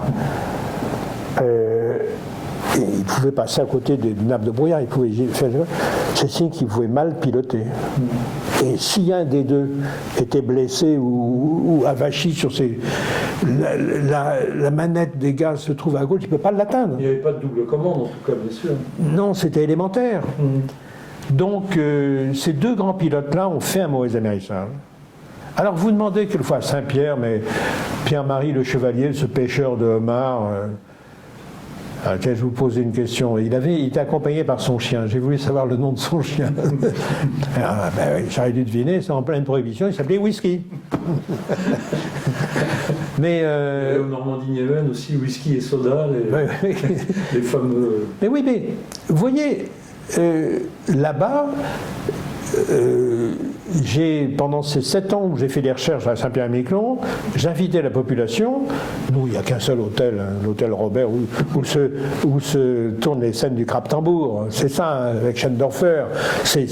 Moi, j'adore Saint-Pierre-et-Miquelon et les gens de Saint-Pierre. Ce qu'on va faire, c'est, on espère, baptiser l'aéroport Nager-Serre et Colli, qui se trouve quand même sur le continent américain, pour montrer, voilà. Alors, je vois ça avec le sénateur-maire, Madame Karine Clairaut, avec Stéphane Artano, président du conseil territorial, avec Annick Girardin, qui est ministre de la fonction publique. On essaie de faire... et puis alors ça coûtera moins cher que l'aéroport de Lyon Saint-Exupéry, parce que là, il n'y a qu'une route à Saint-Pierre-et-Miquelon pour l'aéroport, donc il y a 3 panneaux à changer, ça ne coûtera pas trop cher, je veux bien les offrir. Mais on a une belle histoire. On a eu beaucoup de médias.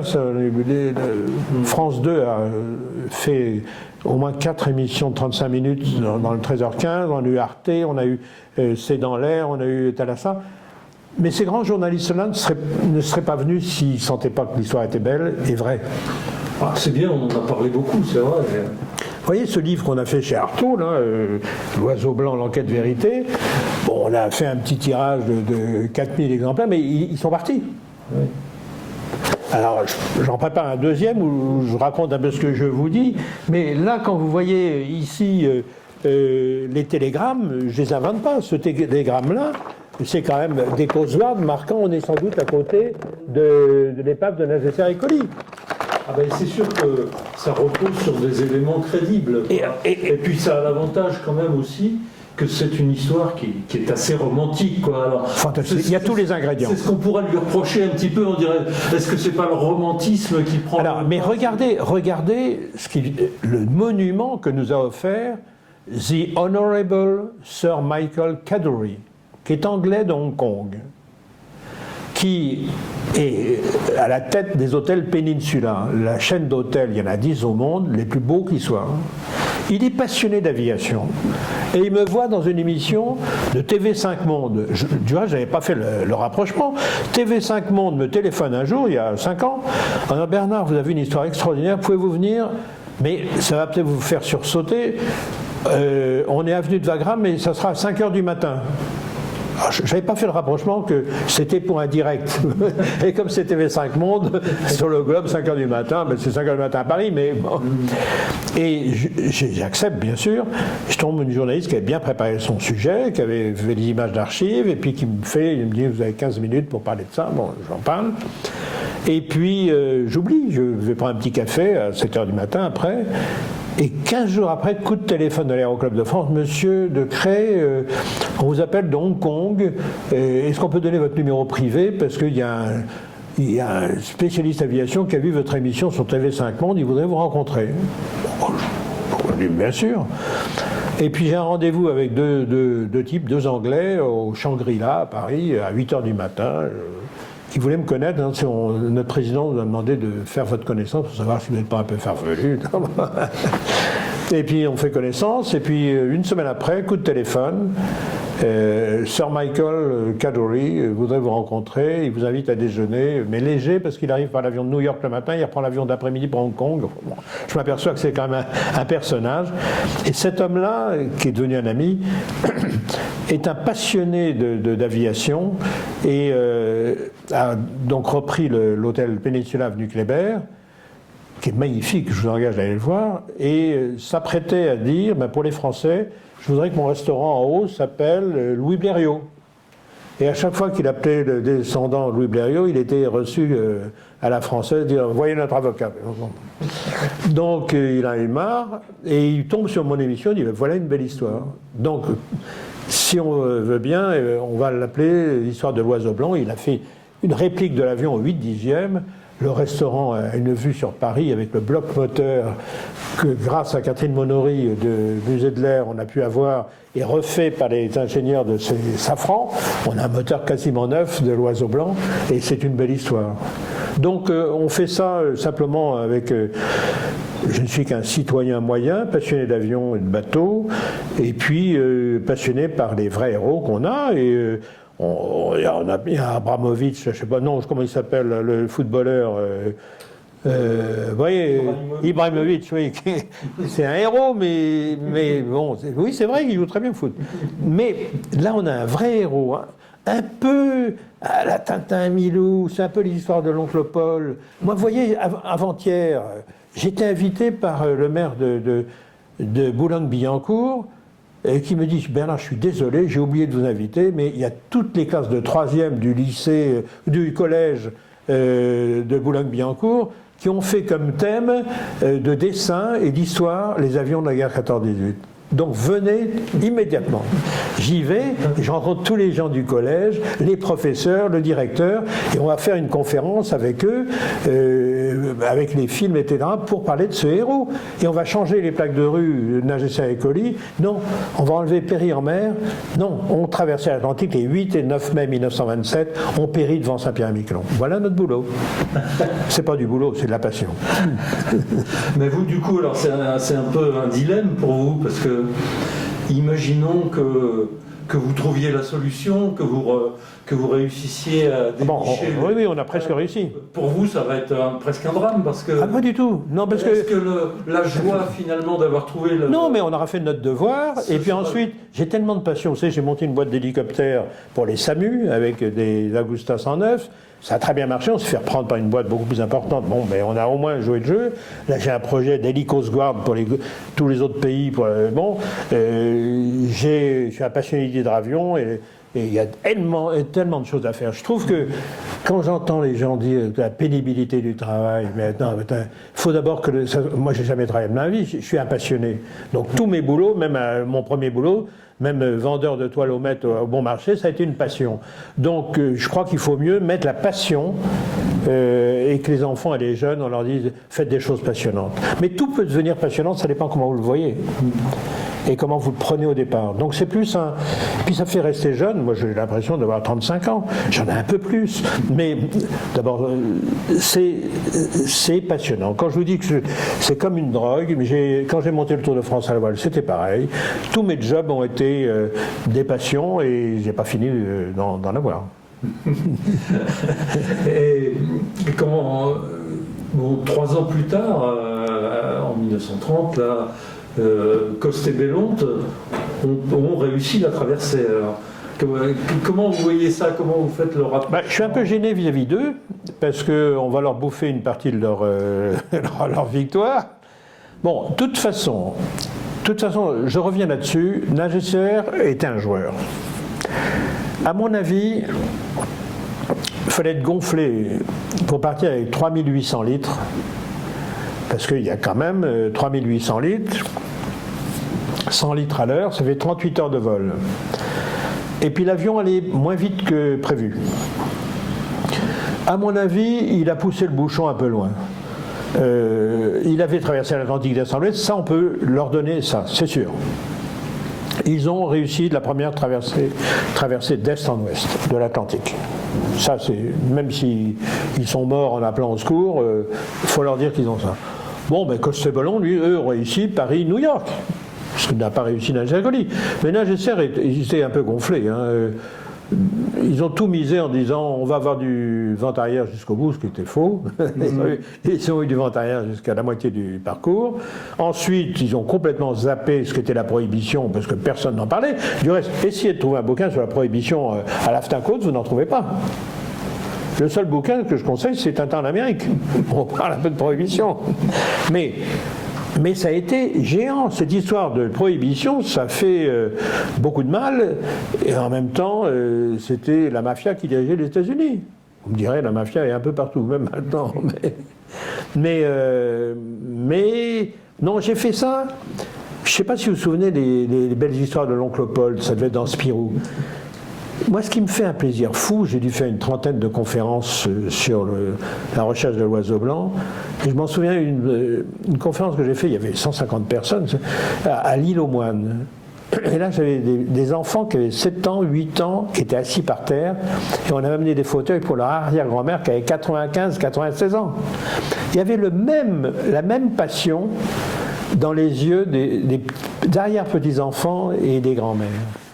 C'est une histoire qui fait rêver. Et je dois ça à ce cadeau de Noël que m'a fait ma fille avec ce livre qu'elle m'a offert. Elle ne se rendait pas compte que ça allait déclencher beaucoup de choses, car c'est vraiment 50 heures par semaine, hein, je ne blague pas, hein, sauf le mois d'août où je suis...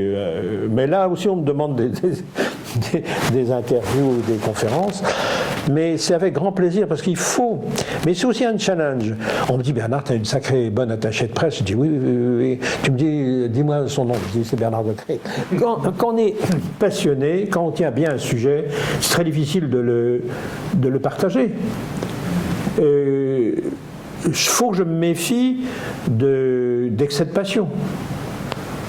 Quand je vous dis, mais ça c'est récent, que s'ils ont fait un mauvais atterrissage, c'est peut-être qu'ils n'étaient pas en condition de faire un très bon atterrissage. Et pourquoi ils n'étaient pas en très bonne condition? C'est qu'un des deux a peut-être été touché. On sait que l'avion a été mitraillé. C'est une balle perdue.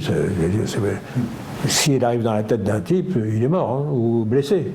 Et si le pauvre colis a déjà qu'un œil, et il y a son pauvre camarade qui est effondré sur les commandes, il ne peut pas atteindre la réduction du moteur, et qui doit se poser, il va essayer de se poser, non, bon, on va se poser en catastrophe. Et ça c'est plausible.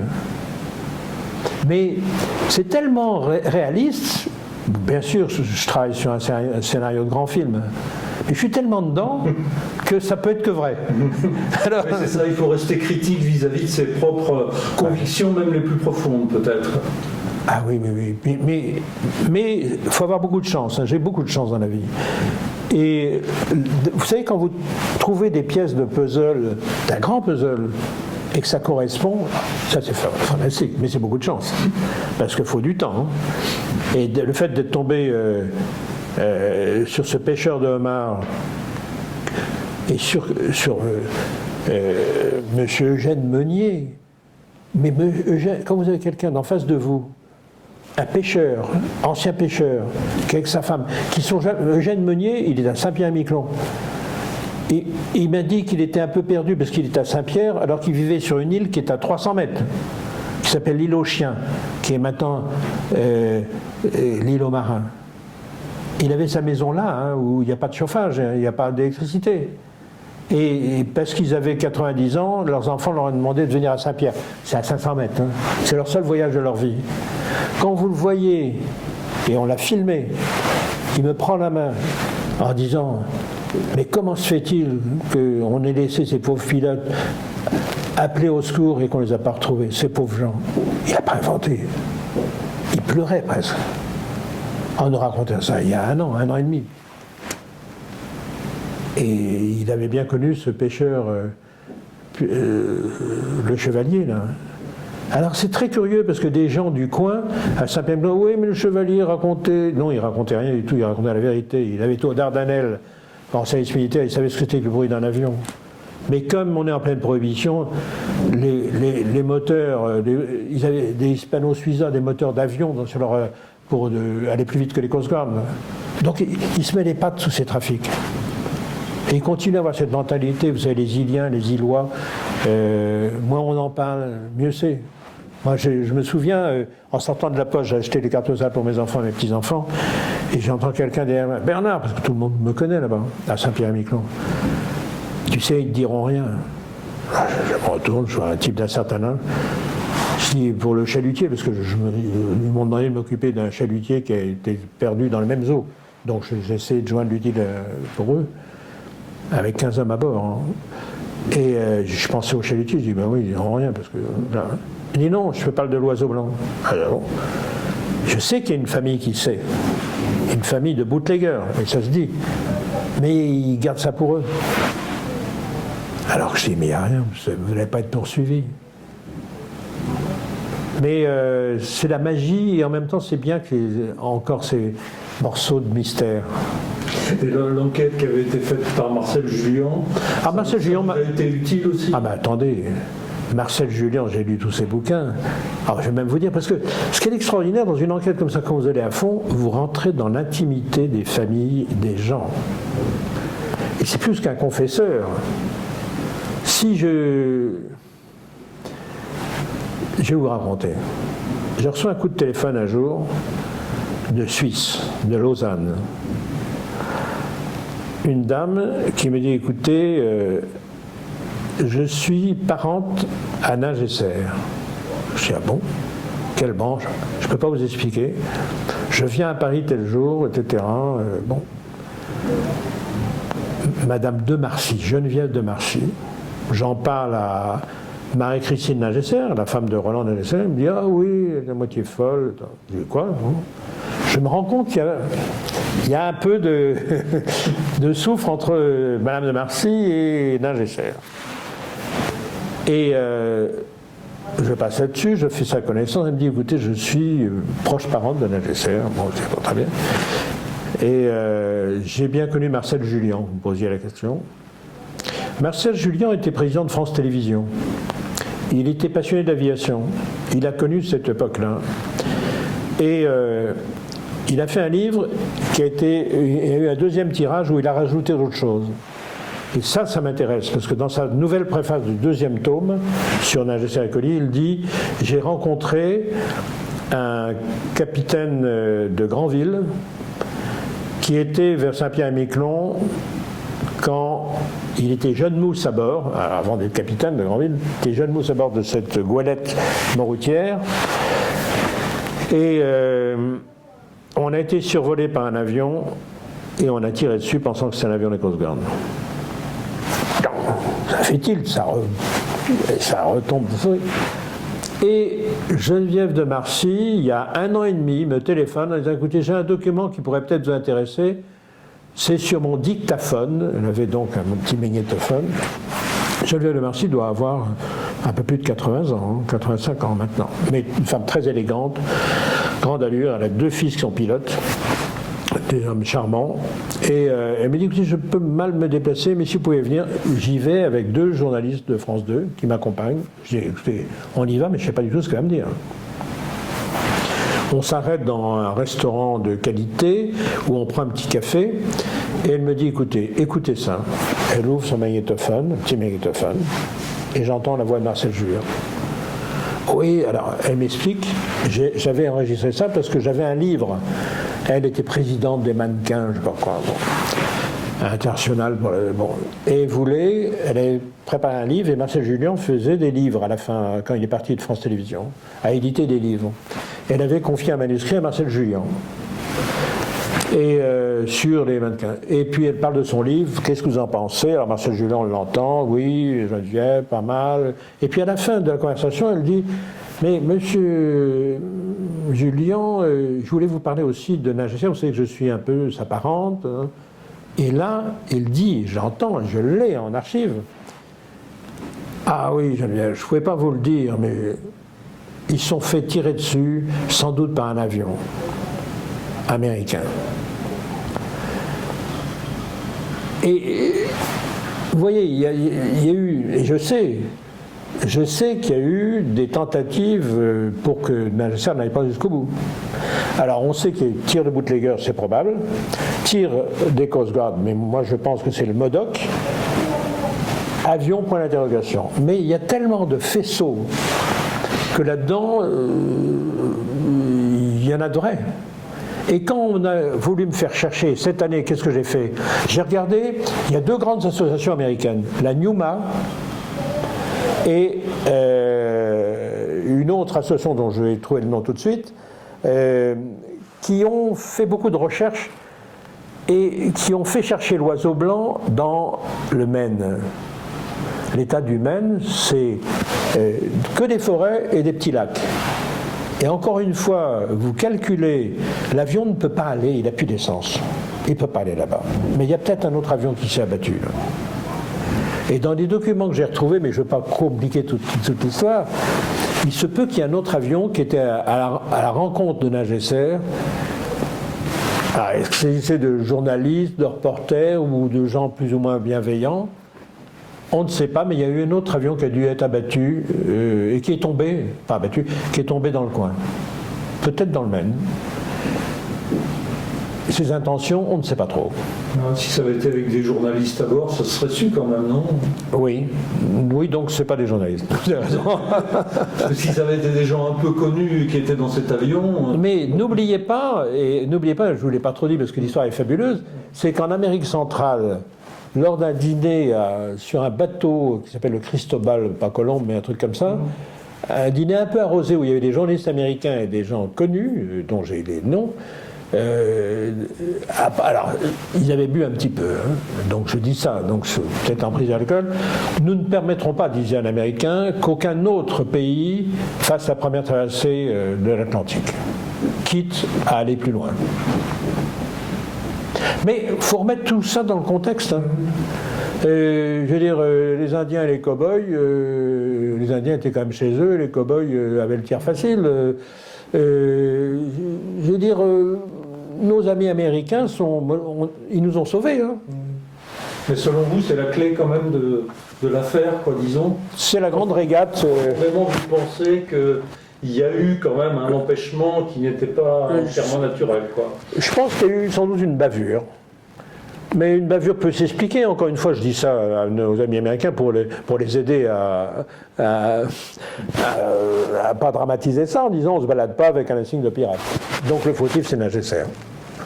Et puis ensuite, vous avez mis quand même plus de 20 bateaux, dont j'ai les noms, pendant 2 mois, à trouver les morceaux et peut-être trouver Nasser Al-Khelaifi qui devait être peut-être sur ce fuselage à flotter en appelant au secours. Et ça, c'est vrai. C'est vrai, mais non, le but c'est de se dire, bon, ils ont certainement fait cette traversée est-ouest. Ensuite, la prohibition a certainement été un handicap qu'ils n'avaient pas prévu. Et là, on n'est ni tout blanc, ni tout... Bon, nous, on essayait de vendre... on n'essayait pas, on faisait beaucoup d'argent. Et puis, c'est la période de lawless, lawless, sans loi, où l'Amérique s'est construite aussi. C'est quand même des sacrés bons hommes, ces Américains. Ils venaient d'Italie, d'un peu partout, les pionniers. C'était pas forcément les premiers des bonnes familles. Hein. Hein, donc on allait se refaire la vie là-bas, puis et le port d'armes, c'est toujours si vous bougez. Alors à l'époque, il faut remettre ça dans. Non mais c'est vrai. Donc faut pas y aller en disant c'est les Américains qui l'ont passé. Non, il y a eu des imprudences de Nasser Al-Khelaifi, fabuleux pilotes tous les deux, et puis bon, ils ne sont pas passés. De toute façon, à mon avis, ils n'avaient pas assez d'essence pour aller jusqu'au bout. Et c'était un bon choix quand même cet avion selon vous? C'était pas Là aussi, vous avez parfaitement raison de souligner. Regardez Lindbergh. Il a un avion léger, monoplan. Mais un avion récent. eux avaient un biplan qui datait un peu. On dirait avec un biplan, Alcock and Brown, on a réussi Saint-Jean en Irlande. Mais c'est un bimoteur, là aussi, vous vous rendez compte. Même Alcock and Brown, ils montaient sur les ailes en plein milieu de l'Atlantique pour que la glace parte. Ils étaient tous sous. Mais non, mais je pense qu'ils ont bien fait de choisir cet avion qui était disponible. D'abord, ça leur a rien coûté. Ensuite, sans doute un peu plus lent que prévu, ça c'est sûr. Hein. Un peu plus lent que prévu, au lieu de marcher. Enfin, ils ont eu certainement pendant la moitié du parcours du 20 km/h de vent, donc plus 160, ça fait du 180 à l'heure, mais pendant une partie. Et ensuite, vent contraire. Donc là, ils volaient à vitesse sol 120, 130. Mais c'est la durée qui compte. Et ça, on ne peut pas contester ça. On les a vus à Terre-Neuve, à partir de 8h30 du matin à Arbor-Grèce, et là, n'importe quel enfant vous fera le calcul, ils sont rendus à 31h. 31h, ils ont consommé 3100 litres. Il ne leur reste plus que 700 litres. Pour descendre, ils vont consommer 110, 100... Bon, ils sont au niveau de Saint-Pierre, ils n'ont plus qu'une heure et demie d'essence. Ils ne peuvent pas aller plus loin. Ils ne sont pas fous. Ils ont fait déjà... Puis alors, attends, imaginez-vous. Ils sont fait tirer dessus une première fois, et une deuxième fois. Mais ils disent, c'est un pays de dingue. Heureusement qu'ils n'ont pas reçu des flèches, parce qu'on aurait dit que c'est les Indiens. Non, c'est une histoire fabuleuse. Bien, bah écoutez, je pense qu'on va quand même conclure. Je crois qu'on a fait un peu le tour de la question, mais est-ce que vous êtes optimiste alors pour la suite? C'est-à-dire, est-ce que vous pensez que ça va finir par aboutir quand même, écoutez, avec les techniques modernes Non, mais déjà, d'abord, je ne crois pas à l'aide des institutions et des pouvoirs publics. Ça, c'est valable pour toute enquête. Elles sont toutes faussées ou transformées pour X raisons. Donc, il faut mieux avoir des vrais passionnés. Là, on sait, et la FAI, Fédération Aéronautique Nationale, nous a quand même donné ce diplôme en septembre dernier. C'est déjà fabuleux pour nous. Il y a une promotion des élèves de Saint-Cyr à Couët-Quidan qui, le 24 juillet dernier, s'appelle lieutenant Nagesser. J'allais dire, je crois que tout le monde sait qu'ils ont traversé, qu'ils ne sont pas allés jusqu'à New York, c'est sûr, mais on peut dire qu'ils ont vraiment... Il y a 99, non même pas, il y a 100% de chance pour dire maintenant on va trouver des morceaux. Il ne faut pas oublier, c'est 90 ans, en 2017, 90 ans. Et c'est là où je propose qu'on fasse une grande fête pour cette traversée de Lindbergh, bien sûr, et de Nagesser et Colli au prochain salon du Bourget. Bien. Ben, écoutez, je pense qu'il me reste à vous remercier Merci à vous. de faire vivre, enfin faire revivre Nagesser et Colli, et puis de valoriser leur mémoire et de mais je pense parler, tout simplement. Je pense que, bon, j'ai la veine, c'est vrai, comme tout pilote, je pense que quand on me dit quel est votre plus, on ne me demande pas, mais ce que je dis, le plus beau souvenir de votre vie, ben, je dis c'est quand mon instructeur est sorti de l'avion et je suis parti tout seul avec mon avion faire un tour et de me poser et d'entendre la tour de contrôle. Félicitations, monsieur Degré. D'abord, c'est pas j'étais leur porter une bouteille de champagne, mais c'est comme une seconde naissance. Et je me dois, moi, vis-à-vis des gens de l'aviation, moi j'admire tous les pilotes, spécialement ceux de l'aéronaval, se poser sur les porte-avions. Mais quel que soit le pilote, quels que soient les mécaniciens, tous ceux qui s'occupent d'aviation, moi je trouve que dans l'histoire, dans l'éducation nationale, on devrait beaucoup plus parler de ces héros, de tous ceux qu'on crée, que ce soit Santos Dumont, que ce soit Roland Garros, que ce soit... Roland Garros, c'était pas un joueur de tennis. Hein. Faux. Et puis alors, c'est vrai que toute guerre ou tout événement comme ça fait progresser l'aviation. C'est un peu triste, mais quand on parle des as, c'est un peu comme le tennis, sauf que les points là se comptaient par victime en face. Hein. Mais il faut parler aussi du côté chevaleresque. Que ce soit les Allemands, les Français ou autres, quand ils se rencontraient, c'était à égalité, c'était des chevaliers. Quand on voit le Baron Rouge avec son triplan, alors, mais pourquoi il avait 3 ailes? Mais je suppose que ça lui permettait de faire des manœuvres plus rapides, des virages plus rapides pour revenir sur l'autre. Il se tirait dessus à 30 à 40 mètres. C'est atroce de dire, bon bah oui, mais enfin, au Moyen-Âge, j'avais des lances. Mais je crois que c'est un hommage à l'aviation. Et il est temps de le faire parce que demain... Mais moi, j'ai fait ça parce que Quand je monte dans un avion de ligne, et ça m'arrive assez souvent, pour aller aux États-Unis, au Canada, un peu partout, j'ai fait plusieurs fois le tour du monde, moi je ne regarde jamais le film, je regarde par mon hublot.